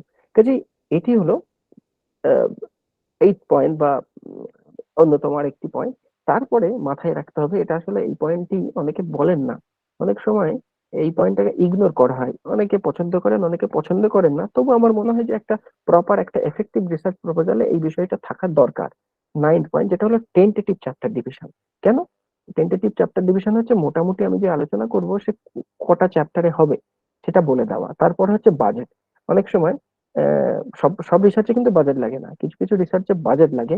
যদি বাজেট লাগে সেটাও কিন্তু রিসার্চ প্রপোজালে বলতে হয়, যেটা most of the cases science বা ইঞ্জিনিয়ারিং ফিল্ডে লাগে। এবং তারপরে যে বিষয়টা সব থেকে গুরুত্বপূর্ণ সেটা হলো বিবলিওগ্রাফি। বিবলিওগ্রাফি হচ্ছে এমন একটি বিষয় যে আমি যে যে জায়গাগুলো থেকে পড়েছি, জেনেছি, যাদের সাহায্য নিয়ে ইউনো মানে যাদের কি বলবো আহ, আহ, যে যে গ্রন্থ, আর্টিকেল, টেক্সট, মুভি, ওয়েবসাইট, মানে ভার্চুয়াল হোক আর নর্মাল মানে অফলাইন হোক, যে যে গ্রন্থাদি বা যে যে বিষয়গুলো আমাকে সাহায্য করেছে এই গবেষণাটা করতে, তাদের একটা লিস্ট তৈরি করা, এটাই হচ্ছে বিবলিওগ্রাফি। কাজেই এই বিষয়গুলোকে মাথায় রেখে যদি একটা রিসার্চ প্রপোজাল বানানো হয়, তাহলে সেই রিসার্চ প্রপোজালটা মোর লজিক্যাল, মোর এফেক্টিভ, মোর প্রপার হবে। ওকে, এখন পরপর আমি বলার চেষ্টা করব যে খুব সংক্ষিপ্ত সময়ে আমি বলার চেষ্টা করব এক একটা করে যে এগুলো কি, যে how to make an interesting title. টাইটেলটা আগেই বলেছি, টাইটেলটা এমন একটা জিনিস যেটা কিন্তু রিডারকে মানে সবসময় পাঠককে বা ধরুন কেউ কারণ আপনি যে বিষয়ে রিসার্চ করবেন আপনি বাদে পৃথিবীর যাবত লোক হচ্ছে কিন্তু ওই বিষয়ের পাঠক। তো পাঠককে আকর্ষণ করবে, অ্যাট্রাক্ট করবে এরকম একটা টাইটেল। তা বলে এই নয় বিশাল একটা কিছু দিলাম, একটা হাইলাইট করে অমুক করে দিলাম কিন্তু ভেতরে ঘন্টা, তাহলে কিন্তু হবে না। কাজে মাথায় রাখতে হবে যে ওই প্রবলেমের সাথে, ওই অবজেক্ট অফ স্টাডির সাথে টাইটেলটা কতটা অ্যাট্রাকটিভ, কতটা ইউনো লজিক্যাল, এবং সেই টাইটেলটা কতটা লুক্রেটিভ আর অ্যাট্রাকটিভ, যেটা পড়ে পাঠকের একটা ইচ্ছা জাগবে যে কি দেখি দেখি ভিতরে কি আছে। ওকে, তো কাজেই সবসময় এই টাইটেল বিষয়ে অনেক আলোচনা আছে, অনেক যিনি ইন ডিটেলস আলোচনা করবেন তারা বলবেন, তারা এক একটা বিষয়ের টাইটেল নিয়ে আলোচনা করতে গেলে আবার একটা ক্লাস চলে যাবে। প্রত্যেকটা যে 11টা স্টেপ বললাম বা 11টা পয়েন্ট বললাম, 11টা পয়েন্ট নিয়ে আলোচনা করতে গেলে 11 ঘন্টা চলে যেতে পারে। কাজে আমি খুব সংক্ষিপ্ত ভাবে বলবো যে একটা হাই ইম্প্যাক্ট রিসার্চে title should include simple, brief, direct, precise and interesting. মানে অনেকগুলো পয়েন্ট বলার চেষ্টা করেছি, মানে প্রশ্ন আসতে পারে আপনাদের মাথায় যে এতগুলো পয়েন্ট মেনটেন করে লেখা যেতে পারে? অবশ্যই। সিম্পল মানে খুব সহজ, কঠিন বোমবাস্টিং শব্দ দিলাম তা কিন্তু নয়। ব্রিফ, ব্রিফ মানে প্রিসাইজ, ব্রিফ এন্ড প্রিসাইজ, এটা ওভারলেপ হয়ে গেছে। তো খুব ব্রিফ টাইটেলটা থাকবে, বেশি বড় নয়, বড় একটা টাইটেল করে দিলাম, সেটা সবসময় দেখতে লাগে, অনেক সময় ওটা এ গ্রহণ করতে ব- বাধা মানে বোধে একটা বাধা লাগে, এবং সেই কারণে দেখবেন যখন টাইটেল সাবমিশনের আগে প্রি সাবমিশনের সময় টাইটেলের রেজিস্ট্রেশন হয় বা টাইটেল নিয়ে মানে প্রি সাবমিশন হয়, তখনও টাইটেল চেঞ্জ করতে বলেন ইন্টার মানে এক্সটার্নাল এক্সপার্ট, ওনারা আসেন এসে বলেন না না টাইটেল ঠিক হচ্ছে না, তো টাইটেল ঠিক। তো সেই কারণে title should include simple, brief, direct, precise and interesting. Okay, and its title should contain the object of research, মানে এই যে যে অবজেক্ট নিয়ে আমি ডিল করছি, যে প্রশ্নগুলো নিয়ে আলোচনা করছি, যে এরিয়াতে আমি কাজ করছি, সেই এরিয়ার সাথে একদম ম্যাচ না করে আমি একটা টাইটেল দিয়ে দিলাম, এই টাইটেলটা দিলে হবে না। এই টাইটেল কিন্তু অ্যাকসেপ্টেড নয়। এবং অনেক সময় রিসার্চের এই এক্সটার্নাল এক্সপার্ট প্রশ্ন করে বা ইন্টারভিউতে গেলে আপনাকেও প্রশ্ন করতে পারে। ধরুন আপনি একটা রিসার্চ প্রপোজাল বানিয়ে আপনি একটা ইন্টারভিউতে গেলেন, পিএইচডি অ্যাডমিশন টেস্টে, সেখানে আপনি বললেন, ইন্টারভিউয়ার আপনাকে প্রশ্ন, আচ্ছা আপনি যে টাইটেলটা দিলেন এই টাইটেলটা কি সত্যি আপনার আলোচনার সাথে যায়, বলে বোঝান তো, লজিক্যালি কেমন ভাবে যায় একটু দেখান তো। তো কাজেই সেই বিষয়গুলোকে মাথায় রেখে টাইটেল তৈরি করতে হবে। পরবর্তী প্রশ্ন, মানে সরি, পরবর্তী যে আলোচনা আসে তা হলো আইডেন্টিফাইং প্রবলেম, সেকেন্ড স্টেপ। আচ্ছা টাইটেল তো হলো, এবার টাইটেল হলে তো হবে না, কারণ আমি অনেক কিছু পড়েছি, অনেক কিছু শিখেছি, জেনেছি, তার মধ্যে থেকে আমি যে বিষয়ে গবেষণা করব সেইটাকে কিন্তু আগে আমাকে সেই তার প্রবলেমটা আইডেন্টিফাই করে নিতে হবে। তো এটা হলো অন্যতম একটি রিসার্চ প্রপোজালের একটা ভাইটাল পার্ট, যেটা কিনা যেটা কিনা দেখায়, যেটা কি দেখায় বা যেটা নির্ধারণ করে যে রিসার্চ ওয়ার্কটা কেমন হবে, what should be the structure of a proposed research. একটা রিসার্চ মানে প্রপোজ বলছি কেন, কারণ এটা তো এখনো হয়নি, আমি যে প্রপোজাল দিচ্ছি সেটা প্রপোজডই হবে। যে প্রপোজড যে রিসার্চ ওয়ার্ক, সেই প্রপোজড রিসার্চ ওয়ার্কের প্রবলেমটা বলে দেয় যে কোন এরিয়াতে যাবে, কতটা হবে, কত বড় হবে, কোন কোন বিষয়গুলোকে ইনক্লুড করতে পারে, এক্সক্লুড করতে পারে, এইটা হচ্ছে ওই জন্য আইডেন্টিফাইং প্রবলেম। ওকে, মানে we have to be very careful while we will be identifying problem। যখন আমরা প্রবলেম আইডেন্টিফাই করব, রিসার্চ প্রবলেম আইডেন্টিফাই করব, তখন আমাদের খুব সচেতন ভাবে প্রবলেম আইডেন্টিফাই করতে হবে। Next point, next comes research question. Okay, very good. Problem, I have identified problem so far, that's fine, no problem. I have identified problems, but there I have to, at least I have to find out some, I have to figure out some questions. At least there must be one main question. I have to figure out one main research question, one main, you know, final, or I should say that main question, or one single question that would be and that should be my research question. Okay, and don't forget, don't misunderstand here that there must be more than one problem in a research paper, in a research work. There must be one main question, one and single. Okay, that must be one and single. Based on that, there may be more sub or tag questions, more sub questions which come under the main question, but there must be one particular question. Okay, তাহলে একটাই মাত্র research question থাকবে, যে কোয়েশ্চেনটাকে focus করে, কেন, তার কারণ সহজ কথা, কারণ আপনি তো আর সারা জীবন ধরে রিসার্চ করবেন না। রিসার্চ ভেরি, আমার বেসিক ইনফরমেশনে বলার দরকার ছিল যে রিসার্চ কিন্তু একটা টাইমড, টাইমড ওয়ার্ক। যেমন আহ, যেমন একটা কথা মাথায় আসছে, মানে কিছু মনে করবে না, ম্যারাথন করতে গেলে যেমন একটা টাইম থাকে, তো এই টাইমের মধ্যে শেষ করতে হবে। তো সেরকমই রিসার্চ করতে গেলে আপনাকে কিন্তু ফিক্সড বলে দেবেন যে আপনি কিন্তু সারা জীবন রিসার্চ করবেন। আপনি যে ইনস্টিটিউশনে যাচ্ছেন, ইনস্টিটিউশনের আন্ডারে রিসার্চে প্রপোজাল দিচ্ছেন, সেখানে আপনাকে বলতে হবে যে এখানে একটা টাইম লিমিট থাকবে। Research is a time limit work, time limit, search or investigation, academic investigation, systematic investigation, as well as it's a time limit work. Okay, so time যেখানে থাকবে সেখানে বাবু তুমি, মানে আপনি যা চাইবেন তাই করতে পারবেন না। সেখানে মাথায় রাখতে হবে যে উম, যে কোন কোন বিষয়গুলোকে আমি ইনকর্পোরেট করব, কোন কোন বিষয়গুলোকে ইনকর্পোরেট করব না। তার জন্য আমাকে একটা সেট করে নিতে হবে যে আমি কোন কোয়েশ্চেনটাকে ফোকাস করব। অনেকগুলো বিষয়ে আমার প্রবলেম থাকতে পারে, অনেকগুলো কোয়েশ্চেন আমার থাকতে পারে, কিন্তু আমি এই সীমিত সময়ে রিসার্চের জন্য কোন প্রবলেমটাকে কেন্দ্র করে রিসার্চ করব বা এগোবো, সেটা আমাকে সেট করে নিতে হবে। ওকে, বুঝতে পেরেছেন তো? হ্যালো? জি স্যার। জি স্যার। ওকে, অসুবিধা হচ্ছে না তো কারোর বুঝতে? নো প্রবলেম স্যার, ঠিক আছে। Thank you. তারপরে তারপরে আসছে রিসার্চ এইমস এন্ড অবজেক্টিভস। আমরা জানি একটা কথা আছে, যদিও কবিরা সাহিত্যে এটা তো এটা গ্রহণ করা হয়নি, এবং সেই কারণে ওয়ার্ডসওয়ার্থ বলতে পারেন, I wonder lonely as a cloud over the vales and hills and so. কিন্তু রিসার্চের ক্ষেত্রে আমি করেই যাচ্ছি, যা মনে হচ্ছে আমি প্রবলেম করছি, যা মনে হচ্ছে আমি রিসার্চ কোয়েশ্চেন করছি, কিন্তু আমি এম বা গোল সেট করছি না, তা কিন্তু নয়। সেরকম হলে তাহলে বেকার। যে কোনো aimless work is futile, aimless, ambitionless, without having without setting or without having a goal, no work is no work is valid, or no work is fruitful, futile. It's like you know straight. So similarly, in a research work, one has to set aims and objectives first. ওই আগের বিষয়গুলোর সাথে সাথে যখন আমি research proposal বানাচ্ছি, তাহলে আমাকে মাথায় রাখতে হবে রিসার্চ প্রপোজালে আমি যে যে বিষয়গুলো আগে বললাম সেগুলোকে ইনকর্পোরেট করব। তার সাথে সাথে I have to set my aims and objectives.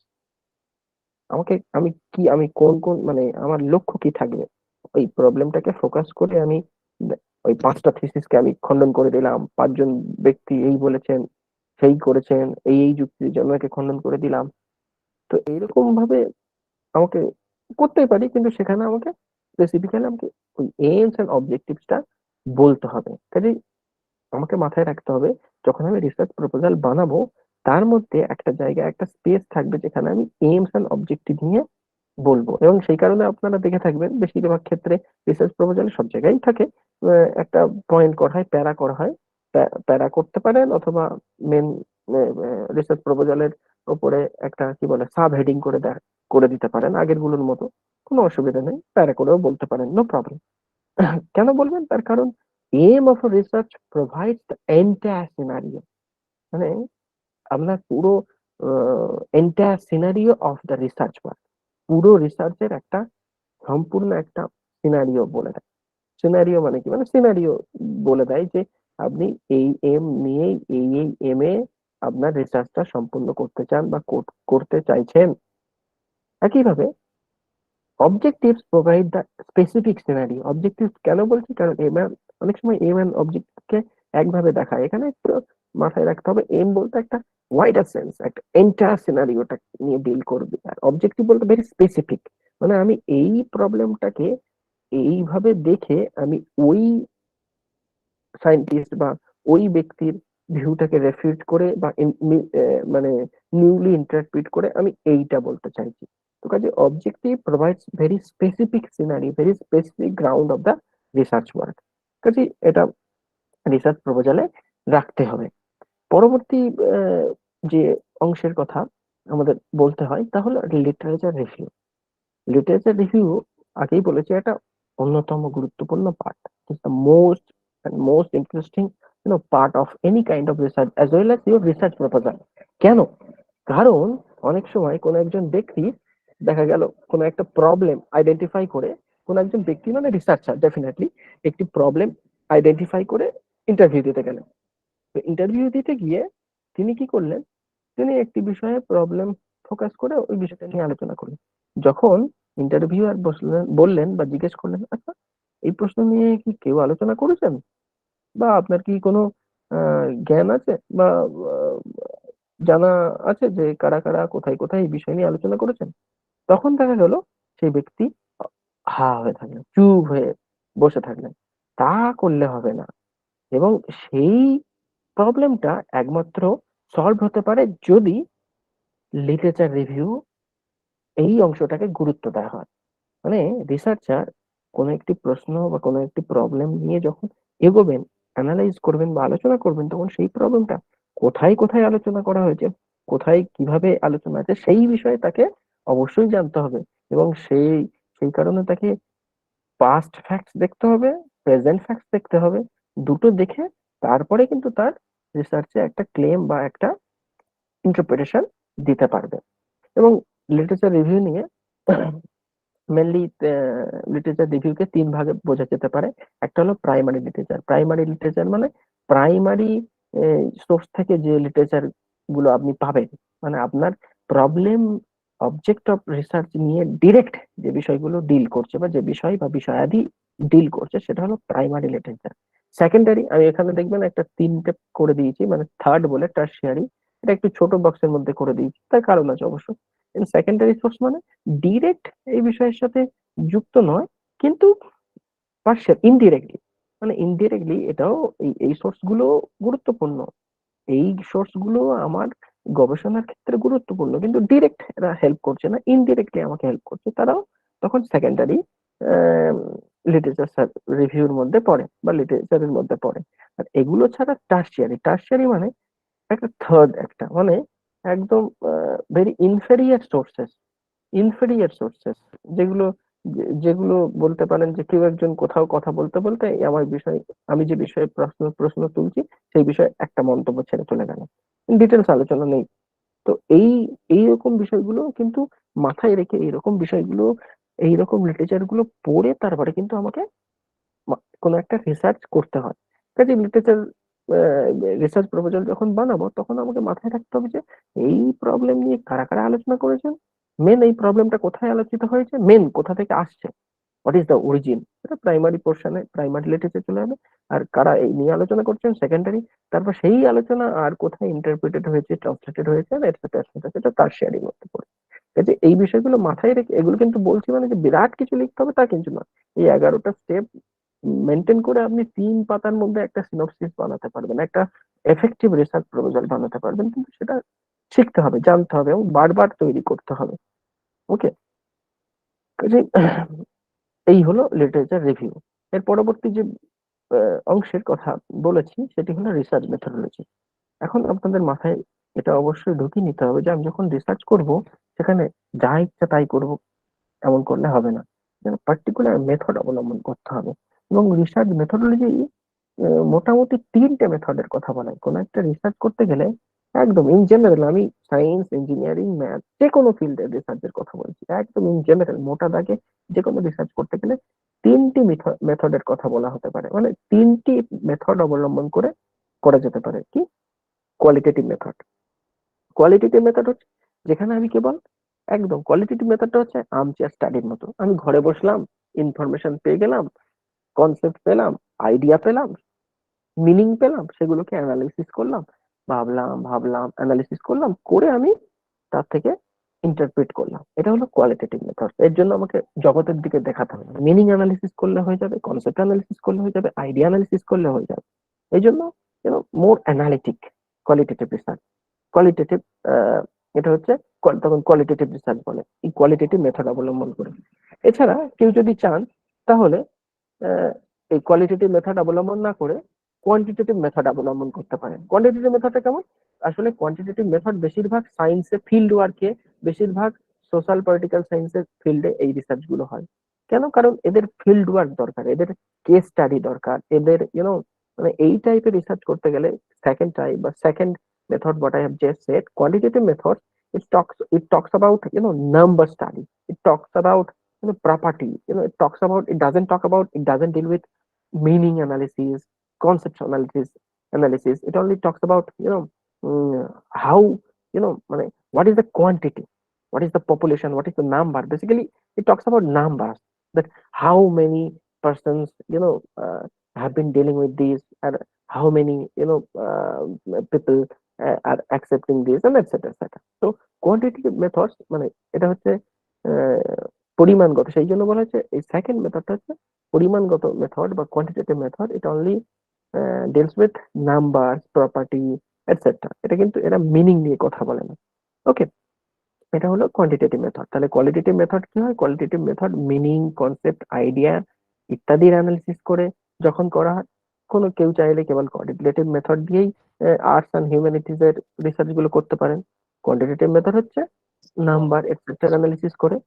অথবা কেউ যদি চান তাহলে দুটো মেথড করতে পারেন, ওই জন্য থার্ড একটা মেথড। ওই জন্য কিন্তু দুটো মেথড একসাথে করলে তো হয় না। তো সেই কারণে রিসার্চার মানে সেই কারণে দি expert expert of research methodology, they have suggested the third method, that is mixed method.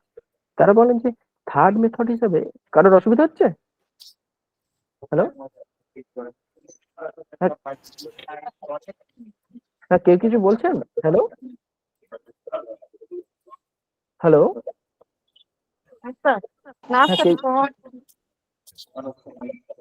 বলছি কারোর অসুবিধা হচ্ছে? কেউ কথা বলছেন যেন? No, sir. Please continue. ওকে ওকে, আচ্ছা তাহলে থার্ড মেথডটা হচ্ছে মিক্সড মেথড।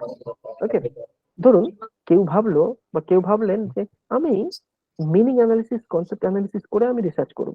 এগোলাম, আমি যাচ্ছি অ্যানালিসিস, মানে আমার প্রবলেম নিয়ে ডিল করতে করতে মনে হচ্ছে না, আমাকে মাঠে গিয়ে কেস স্টাডি করতে হবে অথবা ফিল্ড ওয়ার্ক করতে হবে। তো এই যেমন হয়, আপনারা দেখেন বিভিন্ন সায়েন্সের ডিপার্টমেন্ট গুলোতে ফিল্ড ওয়ার্ক করতে লাগে। তো ওইটা তার মানে কি, ডেটা আমাকে লাগে। সেই ডেটাটা হচ্ছে নাম্বার, ডেটা মানে ডেটার নাম্বারটা আমার ম্যাটার করে। তো কাজেই তখন কি হলো, তার মানে আমি কোয়ালিটেটিভ মেথড দিয়ে স্টার্ট করলাম, ভেবেছিলাম কোয়ালিটেটিভ দিয়ে হবে, কিন্তু দেখা গেল কিছুটা এগিয়ে আমার কোয়ান্টিটেটিভ নাম্বারটাও অ্যানালিসিস করতে লাগছে, কেস স্টাডি দেখতে লাগছে, আমার এক্সপেরিমেন্ট করতে লাগছে। তো তখন সেটা মিক্সড মেথড, মানে আমি I have been adopting both the methods, qualitative method and as well as quantitative methods. তখন কিন্তু আমার research work comes under third method, that is mixed method. ওকে, তো এইভাবে কিন্তু রিসার্চ মেথোডলজিটা সিলেক্ট করতে হয়। কাজেই আপনারা মাথায় রাখবেন, যখন রিসার্চ প্রপোজাল বানাবেন তখন আপনি আপনার প্রবলেম অনুসারে আপনি মোটামুটিটাকে একটা আলোচনা করবেন। এবং আমি একটা টুইস্ট শিখিয়ে দিচ্ছি, টুইস্ট নয়, একটা ওটা আসলে কি বলে যেন, ট্রিক। আমি একটা ট্রিক শিখিয়ে দিচ্ছি। আপনারা যখন প্রবলেম রেজ করবেন তখন ডিরেক্ট, যদি আপনি জানেন শিওর হন যে আমি কোয়ালিটেটিভ মেথড নিয়ে করবো, তো একদম ডিরেক্ট বলে দেবেন, রিসার্চ প্রপোজালে ওটা থাকবে।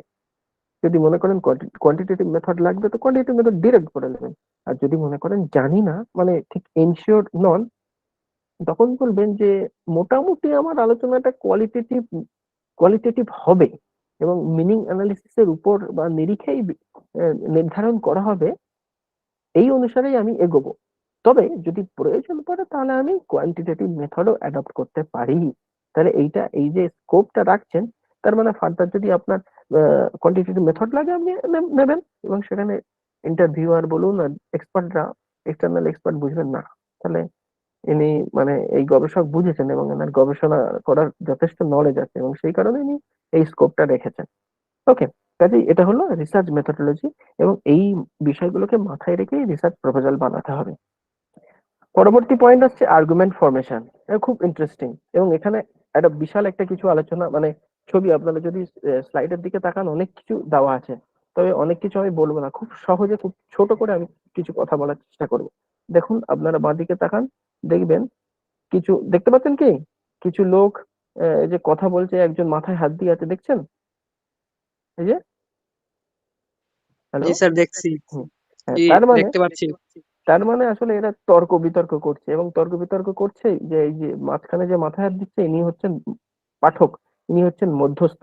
তার মানে আপনি যে রিসার্চ করবেন, তার আগে যারা রিসার্চ করেছেন, এই যে দুজন তর্ক করছেন, এই যে দুই ব্যক্তি, এনারা আসলে সেই আপনি আর আপনার আগে যারা রিসার্চ করেছেন, আর মাঝখানে হচ্ছে আমার মতো পাঠক, ধরুন যিনি ইন্টারভিউ শুনবেন, যিনি এক্সপার্ট থাকবেন, ওকে, আপনার রিসার্চ প্রপোজাল এক্সামাইন করবেন, এক্সামিনার, তিনি হচ্ছেন এই মাঝখানে। তিনিই দেখবেন যে কিভাবে আসলে আর্গুমেন্ট ফর্ম করা হলো। তার আগে বলি, arguments of a proposed research proposal determines the clarity and insight of A researcher. মানে আর্গুমেন্ট হচ্ছে, কারোর রিসার্চ প্রপোজালের আর্গুমেন্ট দেখেই বোঝা যায় যে এই রিসার্চারটার কনসেপ্ট কেমন ক্লিয়ার, ক্ল্যারিটি অ্যান্ড ইনসাইটসটা তখন ডিটারমাইন করে। কে ডিটারমাইন করে? Argument formation. যে ব্যক্তি, যে রিসার্চার ভালোভাবে আর্গুমেন্ট ফর্ম করে, মানে আগের গুলো স্টেপ গুলো মেনটেন করে ভালো আর্গুমেন্ট দিয়ে তার ক্লেমটা জাস্টিফাই করতে পারেন, সেই পজিশনটা কিন্তু মোর লজিক্যাল, মোর অ্যাকসেপ্টেড হয়। কাজেই argument formation or arguments provide a logical ground for the acceptance of the given proposal. যে আপনি যে প্রপোজালটা দেবেন সেটা কতটা অ্যাকসেপ্টেড হবে, কতটা গ্রহণ করা হবে, তা কিন্তু দাঁড়িয়ে আছে আর্গুমেন্টস এর উপর। আপনি কিভাবে আর্গুমেন্টটাকে ডেভেলপ করেছেন, কিভাবে আর্গুমেন্ট তৈরি করেছেন। এবং সেই কারণে দেখবেন আমি এখানে একটা ছবি দিয়েছি সেকেন্ড, এবার সেকেন্ড ছবির দিকে তাকান, যেটা আপনার এই যে আর্গুমেন্ট, এটা আসলে আমি এই কারণেই বলছিলাম না যে যে যে ফিল্ডেই হোক না কেন, ডক্টরেট অফ ফিলোসফি আর এমফিল মাস্টার অফ ফিলোসফি করতে হয়। তার মানে ফিলোসফির লজিক্যাল প্রসেস বা ক্রিটিক্যাল থিঙ্কিংটা শিখতে হয়। তো এই গোল জায়গাটা হচ্ছে সেই আর্গুমেন্টকে মোটামুটি ডিডাকটিভ, নন ডিডাকটিভ মানে ইনডাকটিভ, নন ডিডাকটিভ মানে ইনডাকটিভ, এই দুটো ভাগে ভাগ করা হয়। মানে আমি জাস্ট খুব শর্টে বলছি, আপনারা জানবেন ফার্দার যখন রিসার্চ মেথোডোলজি পড়বেন। আহ, তো ডিডাকটিভের মধ্যে আবার ভ্যালিড ইনভ্যালিড আছে। ভ্যালিড ডিডাকটিভ আর্গুমেন্ট হতে পারে, ইনভ্যালিড ডিডাকটিভ আর্গুমেন্ট হতে পারে। আর non deductive, sorry, valid deductive argument হতে পারে, ইনভ্যালিড ডিডাকটিভ আর্গুমেন্ট হতে পারে। এখন নন ডিডাকটিভ বা ইনডাকটিভের মধ্যে স্ট্রং হতে পারে, উইক হতে পারে, কারণ ইনডাকটিভ আর্গুমেন্টে ভ্যালিডিটি ইনভ্যালিডিটি আসে না।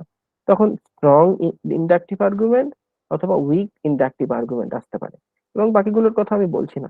কাজেই যখন আপনি আর্গুমেন্ট তৈরি করবেন, সে কোন আর্গুমেন্ট তৈরি করবেন, আপনি ডিডাকটিভ ফরম্যাটে আর্গুমেন্ট তৈরি করলেন অথচ স্কোপ রাখলেন স্ট্রং এর বা উইক এর, আপনি নন ইন্ডাকটিভ বা নন ডিডাকটিভ বা ইন্ডাকটিভ ফরম্যাটে আর্গুমেন্ট তৈরি করলেন অথচ স্কোপ রাখলেন বা কনক্লুশনে একটা ভ্যালিডিটি বা ইনভ্যালিডিটি ক্লেম করলেন, তা কিন্তু হবে না।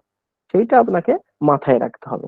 কাজেই আর মানে এই কারণে আমি ছবিটা দিয়েছি যে আর্গুমেন্ট যখন ফর্ম করবেন তখন বিষয়টা মাথায় রাখবেন যে কোন আর্গুমেন্ট ফর্ম করছেন এবং সেই আর্গুমেন্টের ক্লেম কি থাকছে সেইটা বোঝাতে আমি এখানে একটা ছবি দিয়েছি।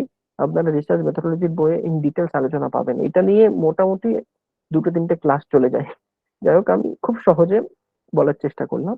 তো কাজেই প্রশ্ন হচ্ছে যে আর্গুমেন্ট ফরমেশন করে কি হবে।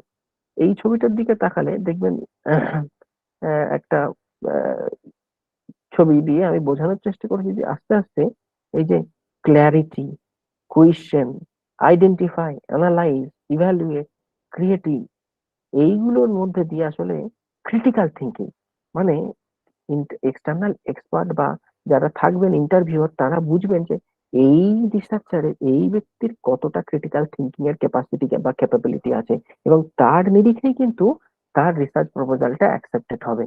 কাজেই রিসার্চ প্রপোজাল যখন তৈরি করবেন আর্গুমেন্ট ফরমেশনের ক্ষেত্রে বা ফর্মুলেশন অফ আর্গুমেন্ট, সেই জায়গাটা আপনারা খুব গুরুত্বপূর্ণ সহকারে বিচার বিবেচনা করে তৈরি করবেন। পরবর্তী পয়েন্ট, ওকে ভালো কথা, আর্গুমেন্ট ফর্ম করলাম, এবার how to prepare tentative chapter. এখানে মাথায় রাখবেন যে টেন্টেটিভ চ্যাপ্টার কিন্তু মোটামুটি আপনার কাজের একটা দেখিয়ে দেয়, পথ বলে দেয়। মানে আপনি যে একটা কাজ করবেন এই কাজটা কিন্তু আপনার কাজ বিষয়ে আপনি কতটা বুঝেছেন, আপনি নিজে কতটা বুঝতে পেরেছেন এবং সেই বিষয়ে আপনার নিজের কতটা জ্ঞান আছে, সেই জ্ঞান বা বোঝার বা সেই পারদর্শিতা কিন্তু এই how to prepare tentative chapter বা টেন্টেটিভ চ্যাপ্টার ডিভিশনের মধ্য দিয়ে, মানে যেটাকে বলা হয় টেন্টেটিভ মানে কি, মানে মোটামুটি আহ, সম্ভাব্য অধ্যায় বিভাজনের মধ্য দিয়ে এটা বোঝা যায়। সম্ভাব্য অধ্যায় বিভাজন করলে কি হয়, সেখানে বোঝা যায় যে একটা রিসার্চার কোন বিষয়গুলোকে মাথায় রেখে কেমন ভাবে তার চ্যাপ্টার গুলোকে বা অধ্যায়গুলোকে সাজিয়েছে। কাজে এটিও রিসার্চ প্রপোজালের একটি অন্যতম গুরুত্বপূর্ণ অংশ। রিসার্চ সমগ্র রিসার্চ বা সমগ্র রিসার্চ ওয়ার্কে যেমন চ্যাপ্টার ডিভিশনটা একটা গুরুত্বপূর্ণ ভূমিকা পালন করে, ঠিক তেমনি যখন রিসার্চ প্রপোজাল দেবেন বা তৈরি করবেন সেখানে রিসার্চ প্রপোজালটা কিভাবে কোন কোন যে আপনি ভেবে নিলেন একটা প্রবলেম, আপনার তো সেই প্রবলেমটা নিয়ে সারা জীবন ডিল করার কোনো শখ নেই, একটা টাইম 4 বছর, 3 বছর, 5 বছরের মধ্যে কাজটা শেষ করবেন। তো কাজে 3 বছরের মধ্যে যদি কাজটা শেষ করেন সেই কাজটা, বা ধরুন 6 মাসের মধ্যে, আমি বড় প্রজেক্টের কথা ছেড়ে দিলাম, 6 মাসে আপনি ধরুন আমরা একটা রিসার্চ প্রবলেম নিয়ে আইডেন্টিফাই করে আলোচনা করছেন, তো সেই কাজে সেই প্রশ্নটাকে কেন্দ্র করে আপনার মাথায় রাখতে হবে 6 মাসে আমি কতটা এগোতে পারবো, 6 মাসে কোন কতটা পেরিফেরি কতটা ডোমেনে আমি গিয়ে আলোচনা করতে পারবো। সেই জায়গাটা মাথায় রেখে আমাকে বলতে হবে যে আমি প্রথম চ্যাপ্টারে বা আমি মোটামুটি 2 বা 3টে বা 5টা বা 6টা চ্যাপ্টার করবো, যেখানে প্রথম চ্যাপ্টারে এই থাকবে, দ্বিতীয় চ্যাপ্টারে এই থাকবে, তৃতীয় চ্যাপ্টারে এই থাকবে, ইত্যাদি ভাবে বলতে হবে। এবং মাথায় রাখতে হবে এই চ্যাপ্টার ডিভিশনে কিন্তু ইন্ট্রোডাকশন কনক্লুশন মানে ভূমিকা আর উপসংহার কখনো কাউন্ট হয় না। মানে চ্যাপ্টার ডিভিশন মানে ভূমিকার উপসংহার বাদে হয় দুটো অথবা 3টে অথবা 4টে অথবা 5টা, এগুলো এক্সক্লুডেড, ঠিক আছে। তো এর মধ্যে দিয়ে কি হয়, এর মধ্যে দিয়ে বোঝা যায় যে সেই ব্যক্তি অর্থাৎ রিসার্চার যিনি এই বিষয়ে একটি প্রবলেম বিষয়ে আলোচনা করেছেন, একটা প্রপোজাল দিচ্ছেন, সেই প্রপোজাল বিষয়ে সেই প্রপোজালের প্রবলেম বিষয়ে তিনি কতটা অবগত এবং সেই প্রবলেম গুলো তিনি কিভাবে ডিল করবেন, কোন কোন অধ্যায়ে কোন কোন বিষয়গুলোকে রাখবেন। কাজে এটা একটা পারদর্শিতার বিষয়। টেন্টেটিভ চ্যাপ্টার ডিভিশনের মধ্যে দিয়ে আন্ডারস্ট্যান্ডিং বোঝা যায়, deep understanding of the proposed work. Okay, পরবর্তী যে পয়েন্ট সেটা হলো হাউ টু ডিটারমাইন বাজেট। হ্যাঁ, এটা একটি গুরুত্বপূর্ণ, এবং এই ছবির দিকে তাকালে আপনারা দেখতে পাবেন যে আমি একটা চেষ্টা করেছি একটা দাঁড়িপাল্লা, এবং যেখানে একদিকে টাকা বা ডলার ইত্যাদির ছবি আছে, একদিকে বই। বই মানে আসলে রিসার্চ। কারণ আপনাকে মাথায় রাখতে হবে আসলে সোশ্যাল আর্টস অ্যান্ড হিউম্যানিটিজে অতটা ম্যাটার করে না, কিন্তু সায়েন্সে বা ইঞ্জিনিয়ারিং ফিল্ডে এটা ম্যাটার করে। যে কোনো একটা রিসার্চ প্রজেক্ট নিলাম, কিন্তু সেই প্রজেক্টে যে ফান্ডটা অ্যালট করা হলো বা যে ফান্ডটা রাখা হলো, সেই ফান্ডের থেকে আমি বিশাল একটা ভাবনা নিলাম, বিশাল কিছু আমি ইনকর্পোরেট করলাম বা বিশাল কিছু ভাবনা রেখে আমি রিসার্চে এগোলাম, তা করলে হবে না। তার মানে বাজেটে একটা ব্যালেন্স রাখতে হবে। যদি এবার এখানে আপনাদের মাথায় আসতে পারে যে হঠাৎ করে রিসার্চ তো একটা তো ইনভেস্টিগেশন বিষয়, সেখানে আমরা পয়সার কথা মাথায় রাখছি কেন? এখানে আমি একটু ছোট করে বলে নিই, সব রিসার্চে কিন্তু বাজেট লাগে না, তো যেখানে বাজেট লাগে সেখানে মাথায় রাখতে হয় যে আমাকে এই বাজেটটা দেওয়া বা এই বাজেটটা ফিক্সড আছে, এই বাজেটটা ধরুন বলা হলো যে গভর্নমেন্ট থেকে একটা টাকা অ্যামাউন্ট স্যাংশন হয়েছে, একটা এখান থেকে এতটা কিনে রাস্তা করা। এবার আপনি দেখবেন যে ওই টাকাটা দিয়ে আপনি কিভাবে রাস্তা করবেন। যদিও এখন বর্তমানে অন্য কথা হচ্ছে, আমি দেখছিলাম বাংলাদেশে একটি কাঠের সেতু দিয়ে সেখানে লিখে দিয়েছে এত কোটি টাকা খরচ হয়েছে। যাই হোক, এটা ভ্যালিড একটা ঘটনা এবং ভাইরালও হয়েছিল। তো সব জায়গায় হচ্ছে, ভারতের সর্বত্র হচ্ছে। মানে আমি এই কারণে বলছি যে কি করতে হয় এখানে, আহ, যিনি নিচ্ছেন, টেন্ডার নিচ্ছেন, তিনি ভেবে নেন যে এত টাকা আমাকে স্যাংশন করা হয়েছে, কাজে এটাও একটা রিসার্চের মতো। এত টাকা স্যাংশন হয়েছে, এই স্যাংশন এই টাকা থেকে আমি এতটা রাস্তা করব। এখন রিসার্চার হিসেবে আপনার মাথায় রাখতে হবে যে ওই অ্যামাউন্টের মধ্যে আমি কোন কোন বিষয়ে আমি কি কি রাখবো। দেখা গেলো আমি 5 জন এক্সটার্নালকে আমি দিয়ে আমি এ করে দিলাম, দেখা গেল আমি আমার রিসার্চ করতে আমি লন্ডন আমেরিকা ঘুরে ঘুরে বেড়াচ্ছি ওই বাজেটে, কাজে সেটা তো করলে হবে না, বাজেট চলে যাবে, রিসার্চ কিছুই হবে না। তো সেখানে একটা ব্যালেন্স মেনটেন করতে হবে এবং সেইটা বোঝাতে আমি দাঁড়িপাল্লার ছবি করেছি এবং দুদিকে, একদিকে রিসার্চ এরিয়া মানে রিসার্চ পোর্শন, অন্যদিকে বাজেট রেখেছি।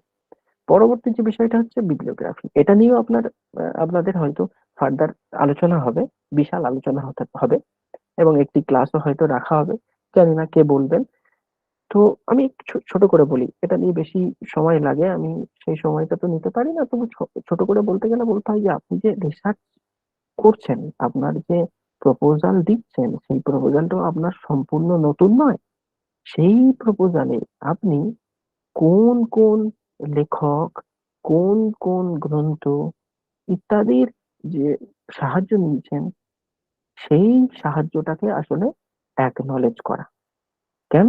তার কারণ রিসার্চ এথিক্স বলছে বা রিসার্চ এথিক্সে বলা হয়, আপনি যদি কোনো একটা রিসার্চ করতে কোনো না কোনো ভাবে কারোর থেকে কোনো কিছু কন্ট্রিবিউটেড হন, মানে হতে পারে কোনো একটা আর্টিকেল, হতে পারে কোনো একটা মুভি, হতে পারে ট্রেনে যাওয়ার পথে একটা লোকের ইন্টারভিউ বা লোকের সাথে কমিউনিকেশন করে আপনার একটা একটা ভাবনা মাথায় আসলো।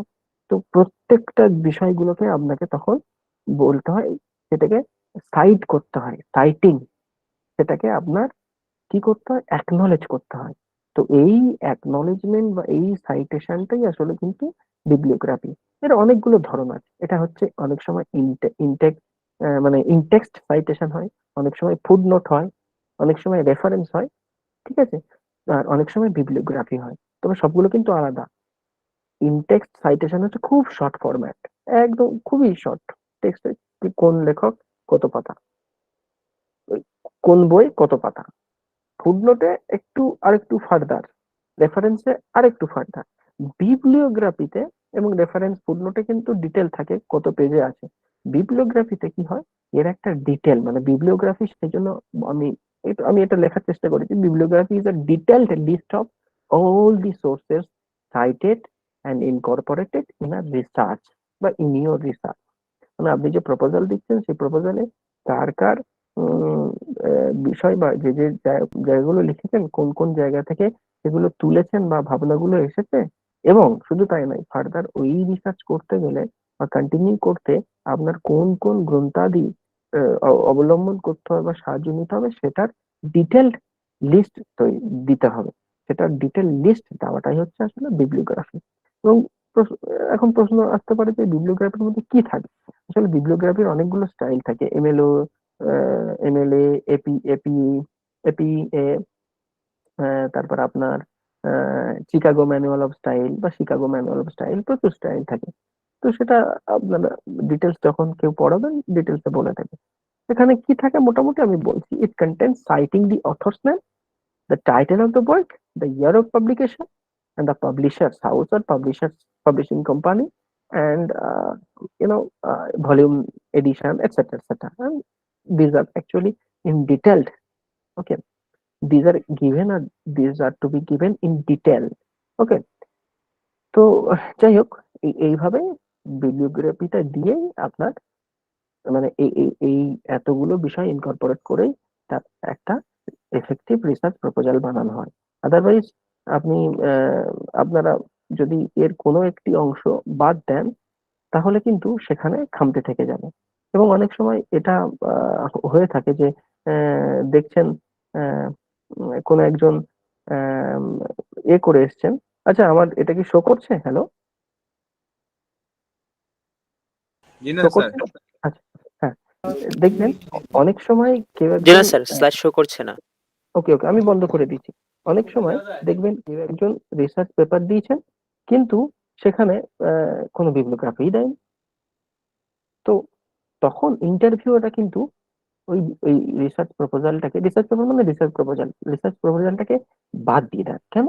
কারণ কোনো একটি ভাবনা আপনার মাথায় আকাশ থেকে তো আসেনি। আর সেই ভাবনা নিয়ে আপনি যখন ভাবছেন বা এগিয়েছেন, হঠাৎ করে একদম পৃথিবীতে কেউ কোনো কিছু বলেনি, এরকম তো হয় না। কেন? আগেই বলেছি রিসার্চ মানে something has already been search, now you are gonna search on something which has already been search. Okay, so that's why you have to be careful while you will be dealing with all these things. You will be, preparing a proper logical research proposal. Okay, so by saying this, I think I should stop here. Now, if you have any question, just you can tell me. I should, acha, okay. Sajib Khan, okay, আপনি বলুন, নিঃসন্দেহে প্রশ্ন করতে পারেন। Sir thank you. অনেক সুন্দর একটা class হয়েছে আজকে, অনেক কিছু বুঝিনি থ্যাংক ইউ, থ্যাংক আজকে, ইউ। একটা শিখলাম, কিন্তু এর মধ্যে আবার কিছুটাও বোঝা হয়নি এখনো, আলহামদুলিল্লাহ। তো আমি একটা জিনিস বুঝতে চাচ্ছিলাম, এখন আর্গুমেন্ট ফরমেশন বিষয়টা একদম ডিটেল আমি বুঝলাম না, হয়তো আমার কমতি আছে এখানে, আচ্ছা, কাইন্ডলি যদি জানান। থ্যাংক ইউ হ্যাঁ, সো মাচ। Thank you. আচ্ছা, বাকিগুলো আপনি বুঝেছেন? আপনি বললেন ভালো করে বুঝলাম না, কাইন্ডলি যদি একটু আমাকে। আচ্ছা, ঠিক আছে, অসুবিধা নেই, আপনি বলে দেবেন। আর আমার মনে হয় এখানে মেল আইডি আছে, মেল আইডিতে লিখতে স্যার পারেন। জিনিসটা বুঝিয়েছি বলতে আমি অনেকটা বুঝেছি, কিন্তু আবার কিছু কিছু পয়েন্ট গুলো আসলে মিস্টেক করেছিলাম। তো এর মধ্যে আচ্ছা, মানে মোস্ট ইম্পর্টেন্ট হচ্ছে আর্গুমেন্ট ফরমেশনটা, এই আচ্ছা, জিনিসটা যদি একটু হ্যাঁ হতো সবচেয়ে আচ্ছা, ভালো। Thank you. হ্যাঁ, শুনুন, আমি আসলে সঠিক বলেছি। আর্গুমেন্ট নিয়ে পড়াতে হয়, 3-4টে ক্লাস চলে যায়। হ্যাঁ, আর রিসার্চ প্রপোজাল যখন লিখবেন তখন আর্গুমেন্ট ফরমেশন করতে গেলে আপনাকে কি কি বিষয় মাথায় রাখবেন, কি কি বিষয় আপনি মাথায় রেখে আর্গুমেন্ট তৈরি করবেন। দেখুন, ধরুন একটা দৃষ্টান্ত দেওয়া যাক। ধরুন আপনি আপনার রিসার্চে একটা ক্লেম রাখছেন যে A is not B. Okay, let's suppose আপনার রিসার্চের ক্লেম মানে অনেক প্রবলেম অ্যানালিসিস করে করে করে আপনি একটা প্লজিবল ইন্টারপ্রিটেশনে যাচ্ছেন এ ইজ নট বি। এখন প্লজিবল ইন্টারপ্রিটেশনে যাওয়ার পর যে এ ইজ নট বি বলতে গিয়ে আপনি যে যুক্তি দেবেন, ধরুন সেখানে আপনি একটা জেনারেল ইউনিভার্সাল একটা কিছু বললেন, বা জেনারেল একটা ডিসকাশন দিয়ে দিলেন, মানে জাস্ট লাইক ইন্ডাকটিভ লজিক। কেমন? যে এরকম যে আজ পর্যন্ত আমি যত স্টুডেন্ট দেখেছি মন দিয়ে শুনেছে, তারা ভালো করে বুঝেছে। এই যে আজ পর্যন্ত যত স্টুডেন্ট আমি দেখেছি মন দিয়ে শুনেছে, তারা ভালো করে বুঝেছে। এই যে একটা জেনারেলাইজেশন, এটা কিন্তু সবসময় যে ট্রু হবে এমনটা নয়। কেন?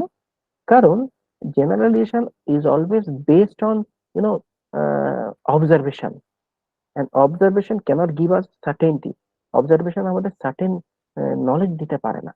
কাজেই যখন আপনি আর্গুমেন্ট তৈরি করবেন, আর্গুমেন্টের আর্গুমেন্ট কি কতটা কভার করছে, মানে যে আপনি যদি বলেন যে ধরুন যে অমুক ব্যক্তি বলেছিলেন, অমুক ব্যক্তি এ কে ডিফাইন করতে বি এর সাহায্য নিয়েছিলেন এবং তিনি বি এর সাহায্য নিয়ে সি কে ইন্টারপ্রিট করেছেন।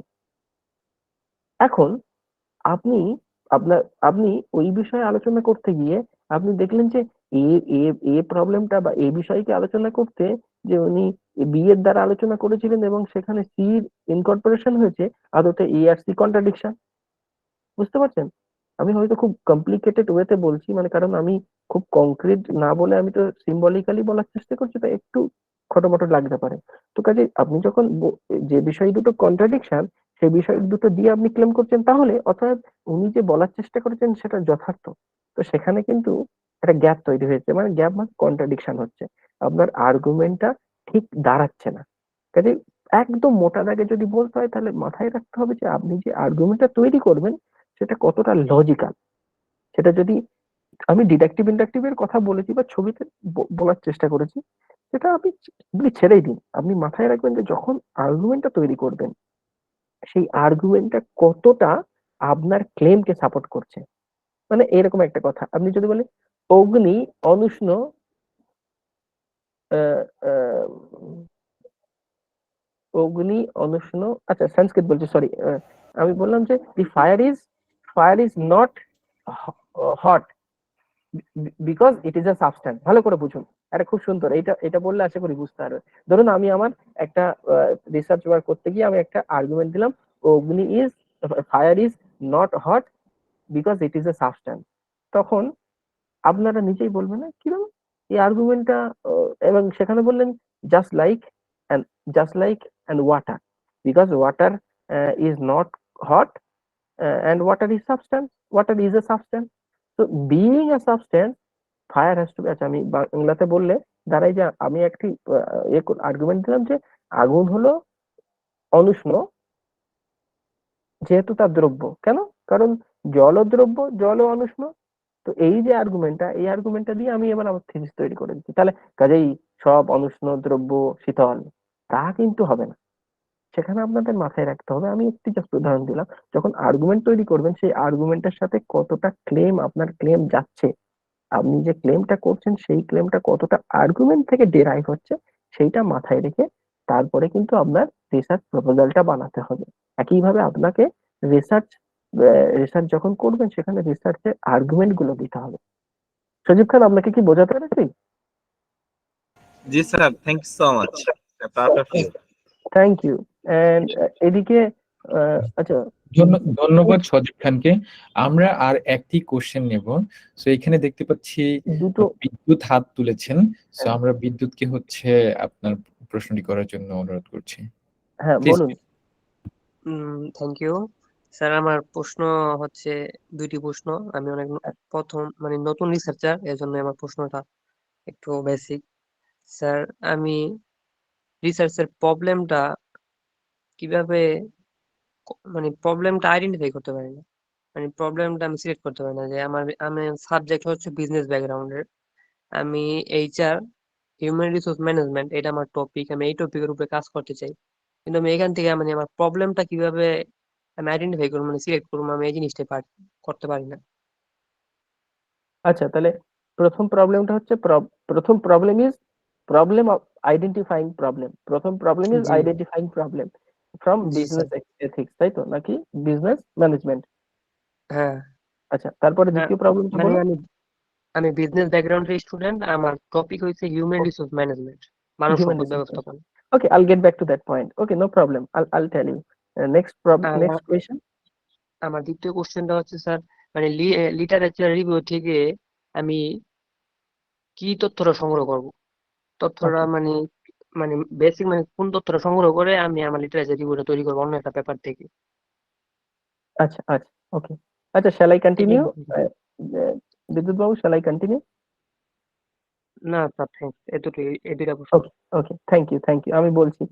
আহ, হ্যাঁ, আপনার প্রথম প্রশ্নের উত্তর কিভাবে, how to identify problem from human resource management background, যেহেতু বিজনেস নিয়ে কাজ করছেন। দেখুন, খুব সহজ কথা, অনেক আলোচনা ওখানে পাবেন। আপনাকে ভাবতে হবে কোন বিষয়ে আমার বেশি আগ্রহ আছে। আমি কি ফেয়ার, মানে যেটাকে কি বলে, ওয়েজেস, মজুরি নিয়ে আমি যাব, যে একজন ব্যক্তি কি মজুরি হয়, তার এত কত ঘন্টা কাজ করলে কত মজুরি হয়, নাকি আমি কান্ট্রির রিসোর্স নিয়ে যাব, নাকি হিউম্যান স্ল্যাব নিয়ে কথা বলবো, স্লেভ নিয়ে। ঠিক আছে, মানে আপনাকে প্রথমে একটা এরিয়া ঠিক করে নিতে হবে। এবার ঠিক করার পরে তখন আপনাকে দেখতে হবে যে, ধরুন বলা হচ্ছে, একদম আপনাকে একদম খুব প্র্যাকটিক্যালি আমি বোঝানোর চেষ্টা করছি, এই বলা হচ্ছে যে 8 ঘন্টা কাজ করলে একজন মানুষের মজুরি হবে 300 টাকা। ধরুন অমুক একজন ব্যক্তি লিখে গেছেন বা এবং পরে ওটাকে একদম পাবলিকলি অ্যাকসেপ্টেন্স দেওয়া হয়েছে, ওটা পাবলিকলি অ্যাকসেপ্টেন্স হয়েছে। তখন আপনাকে ভাবতে হবে বা আপনাকে ক্রিটিক্যাল এক্সামাইন করতে হবে যে সত্যি বিষয়টা কি তাই। 8 ঘন্টা কাজ করে একজন মানুষের 300 বা 400 বা ধরুন 500 টাকা পার ডে মজুরি, সেটা কতটা অ্যাকসেপ্টেড। এবং সেখানে তার মানে আপনাকে তখন ভাবতে হবে যে এই মানে প্রশ্নটা তুলতে হবে এইরকম যে তাহলে প্রত্যেকটা বিষয় বা প্রত্যেকটা ব্যক্তি যারা 8 ঘন্টা কাজ করেন তাদের কি 500 টাকা মজুরি হবে। মানে আমি মজুরির দিক থেকে বলছি, সেখানে আপনি প্রোডাকশনের দিক থেকে বলতে পারেন, অনেক বিভিন্ন বিভিন্ন দিক থেকে বলতে পারেন। বলে তখন প্রশ্নটা রেজ করতে হবে, মানে প্রবলেমটা আইডেন্টিফাই করতে হবে ওয়েজেস নিয়ে মানে মজুরি নিয়ে, অথবা প্রবলেমটা আইডেন্টিফাই করতে হবে প্রোডাকশন নিয়ে, যে প্রোডাকশনে কিভাবে নভেলটি আনা যায়, প্রোডাকশনে ইনোভেশন কিভাবে আনা যায়। যে আমরা যদি কাস্টমারদের বা যেটাকে বলি কি স্টাফদের এই স্কোপটা দিই তাহলে আমরা কতটা পরিমাণ প্রোডাকশন পাবো। যেমন দেখেন না বিভিন্ন কোম্পানিতে বিভিন্ন কোম্পানির এইচআর বলেন যে হ্যাঁ আমরা যদি ওদেরকে আধা ঘন্টা করে ব্রেক দিই বা 20 মিনিট একটু টিফিন দিয়ে দিলাম তাহলে দেখা যাবে ওদের রিফ্রেশমেন্ট আসার পরে থেকেই আবার এনার্জেটিক হয়ে আবার কাজ করছেন। তার মানে ওই 20 মিনিট ব্রেকের কারণে আমাদের প্রোডাকশন এতটা বেশি হচ্ছে, ওটা কোয়ান্টিটেটিভ রিসার্চ হবে। তো বুঝতে পারছেন, সেই রকম জায়গায় আপনি বিং এইচআর আপনাকে এইরকম একটি প্রবলেম আইডেন্টিফাই করে তার উপরে রিসার্চ করতে হবে এবং সেটা ফ্রুটফুল হবে এবং লজিক্যাল হবে। বুঝলেন? জি স্যার, বোঝাতে পারলাম? অনেকটা আচ্ছা, ক্লিয়ার। হ্যাঁ, থ্যাংক ইউ। সেকেন্ড আপনার প্রবলেমটা ছিল আম, যে আহ, কি যেন লিটারেচার রিভিউটা লিটারেচার। আমি হ্যাঁ, একটু এবার করতে literature review, yes thank you. Literature review নিয়ে কথা বলতে গেলে ধরুন আপনি ওই প্রবলেমটা করলেন। লিটারেচার রিভিউ মানে আপনি ধরলাম আপনার ওই প্রোডাকশন নিয়ে আপনি আহ, ভাবছেন এবং সেখানে একটা স্পেসিফিক প্রবলেম তুললেন। তো সেই স্পেসিফিক প্রবলেম প্রথমে আপনাকে দেখতে হবে যে ওটা ওই কথাটা ওই তথ্যটা কোথায় পেয়েছেন। কোনো বই পড়তে গিয়ে, কোনো ধরুন কনস্টিটিউশনে বলা হচ্ছে, অথবা ম্যানেজমেন্টের কোনো রিসোর্সের রুলে বা কিছু রুল বুকে কিছু কোথাও পেয়েছেন। তো সেইগুলোকে প্রথমে আইডেন্টিফাই করতে হবে। সেইগুলো প্রাইমারি সোর্স, যেটা which holds the the logical existence of the given object of your study, object of your research work. তো সেইগুলো তখন আপনি এক জায়গায় করলেন। তারপরে ওই বিষয়ের আলোচনা কে কে করছেন বা ওই বিষয়ে আপনি গুগল করলেন, জেস্টোর দেখলেন, একাডেমিয়াতে দেখলেন, লিঙ্কডইনে দেখলেন, ফিল্ড পেপারসে দেখলেন বা বিভিন্ন জায়গায় দেখলেন যে রিসার্চ গেটে দেখলেন যে ওই বিষয়ে কি কি আলোচনা হচ্ছে। প্রচুর ভুরি ভুরি দেখবেন আর্টিকেল পাওয়া যাচ্ছে, ডিরেক্টলি হয়তো আপনার প্রবলেম নিয়েই করছে বা প্রবলেমের কিছু পার্ট নিয়ে করছেন। তো সেইগুলোকে একত্রিত করে আপনাকে ওই বিষয়ে তারপর ফার্দার স্টাডি করতে হবে। বুঝলেন? এইটা হলো আসলে এই বিষয়টাই হচ্ছে লিটারেচার রিভিউ। এবং এমনটা হতে পারে যে ওই বিষয়ে দেখা গেল আপনার একটা মুভি, হলিউডের একটা মুভি ওটা নিয়ে ডিল করেছে, তো কাজেই ওই মুভিটাও কিন্তু আপনার লিটারেচারের মধ্যে পড়বে। বুঝলেন? জি জি বোঝাতে পারলাম? জি স্যার। আচ্ছা, তারপরে আচ্ছা ধন্যবাদ বিদ্যুৎকে। স্যার আমরা আজকে সেশনটা এখানেই শেষ করছি। আমরা আর কি শেষ করতে যাব। তো বেসিক্যালি পার্টিসিপেন্টদেরকে আমরা অনুরোধ করব হচ্ছে আমরা স্যারের ইমেলটি হচ্ছে আমাদের যে হোয়াটসঅ্যাপ গ্রুপটি আছে ওইখানে হচ্ছে আমরা দিয়ে রাখবো, সংযুক্ত করে দিব। আপনাদের যদি আরো কোনো ফার্দার কোশ্চেন থাকে আপনারা শিওরলি স্যারের সাথে কানেক্ট হতে পারবেন। আর অবশ্যই আমরা আবার ব্যাক করছি স্যারের কাছে যে স্যার আজকে আপনি অনেক ওয়েল ডিটেলড একটা প্রেজেন্টেশন দিয়েছেন এন্ড আমরা খুবই গ্ল্যাড যে আমরা আপনার সাথে থেকে এতক্ষণ ধরে একটি হচ্ছে কম্প্রিহেন্সিভ একটি সেশন আমরা এক্সপিরিয়েন্স করতে পেরেছি। আপনার মূল্যবান সময়ের জন্য আমরা অবশ্যই আপনার কাছে কৃতজ্ঞ এবং আমাদের ঢাকা বিশ্ববিদ্যালয় গবেষণা সংসদ আপনার এই কন্ট্রিবিউশন সবসময় মনে রাখবে এবং ভবিষ্যতে আমরা আরো আশা করব যে আপনার কাছ থেকে আমরা কিভাবে আরো অনেক বেশি বেশি কন্টেন্ট অথবা অনেক বেশি আলোচনা আমরা পেতে পারি। এন্ড আজকের এই আলোচনার জন্য আমরা আবারও আপনার কাছে কৃতজ্ঞ। Thank you sir. সো আমরা এরই মাধ্যমে আমাদের আজকের সেশনটি শেষ করব। আর যদি স্যারের কোনো কনক্লুডিং রিমার্কস থাকে আমরা সেটিও শুনে নেব। ওকে। স্যার একটু যদি কথা বলতাম, সরি আমি একটু ইন্টারাপ্ট করছি। স্যার আমি ফাহিম বলছিলাম, আপনার সাথে কন্ট্যাক্ট করেছিলাম। আপনার ক্লাসটা আমি আসলে শুনছিলাম, আমি অন্য একটা আইডি থেকে কথা বলছি। সো আচ্ছা ওভারঅল আপনি যে ক্লাসটা নিয়েছেন খুবই ইন্টারেক্টিভ ছিল এবং আপনি স্টুডেন্টদের কোয়েশ্চেন গুলো অনেক অ্যানালাইসিস করে অ্যান্সার দিয়েছেন, যেটা ওদেরকে অনেক হেল্পফুল করবে আমার যা মনে হয়েছে। সো আবারও ডিউআরএস এর পক্ষ থেকে, বিডিআরএস এর পক্ষ থেকে আপনাকে অনেক অনেক থ্যাঙ্কস জানাচ্ছি সবার পক্ষ থেকেই।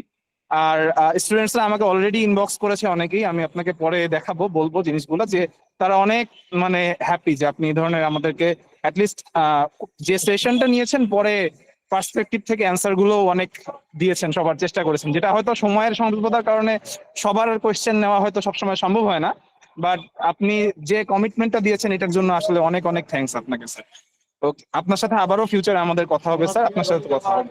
ওকে, থ্যাংক ইউ সবাইকে, থ্যাংক ইউ। আর আমার খুবই ভালো লাগলো, কারণ সত্যি ডিইউআরএস এর member, coordinator, project coordinator, organiser সবার সাথে পরিচয় হলো, এবং সবাই যে ধৈর্য সহকারে এই মানে দীর্ঘ একটি বক্তব্য শুনলো, তার জন্য সত্যি মানে আমি খুব আপ্লুত।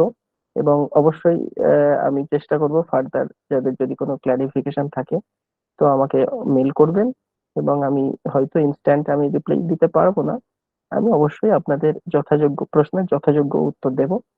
আর thank you once again, thank you research society, DURS research society, project coordinator, thank you Fahim, thank you Saim Azad রমিন।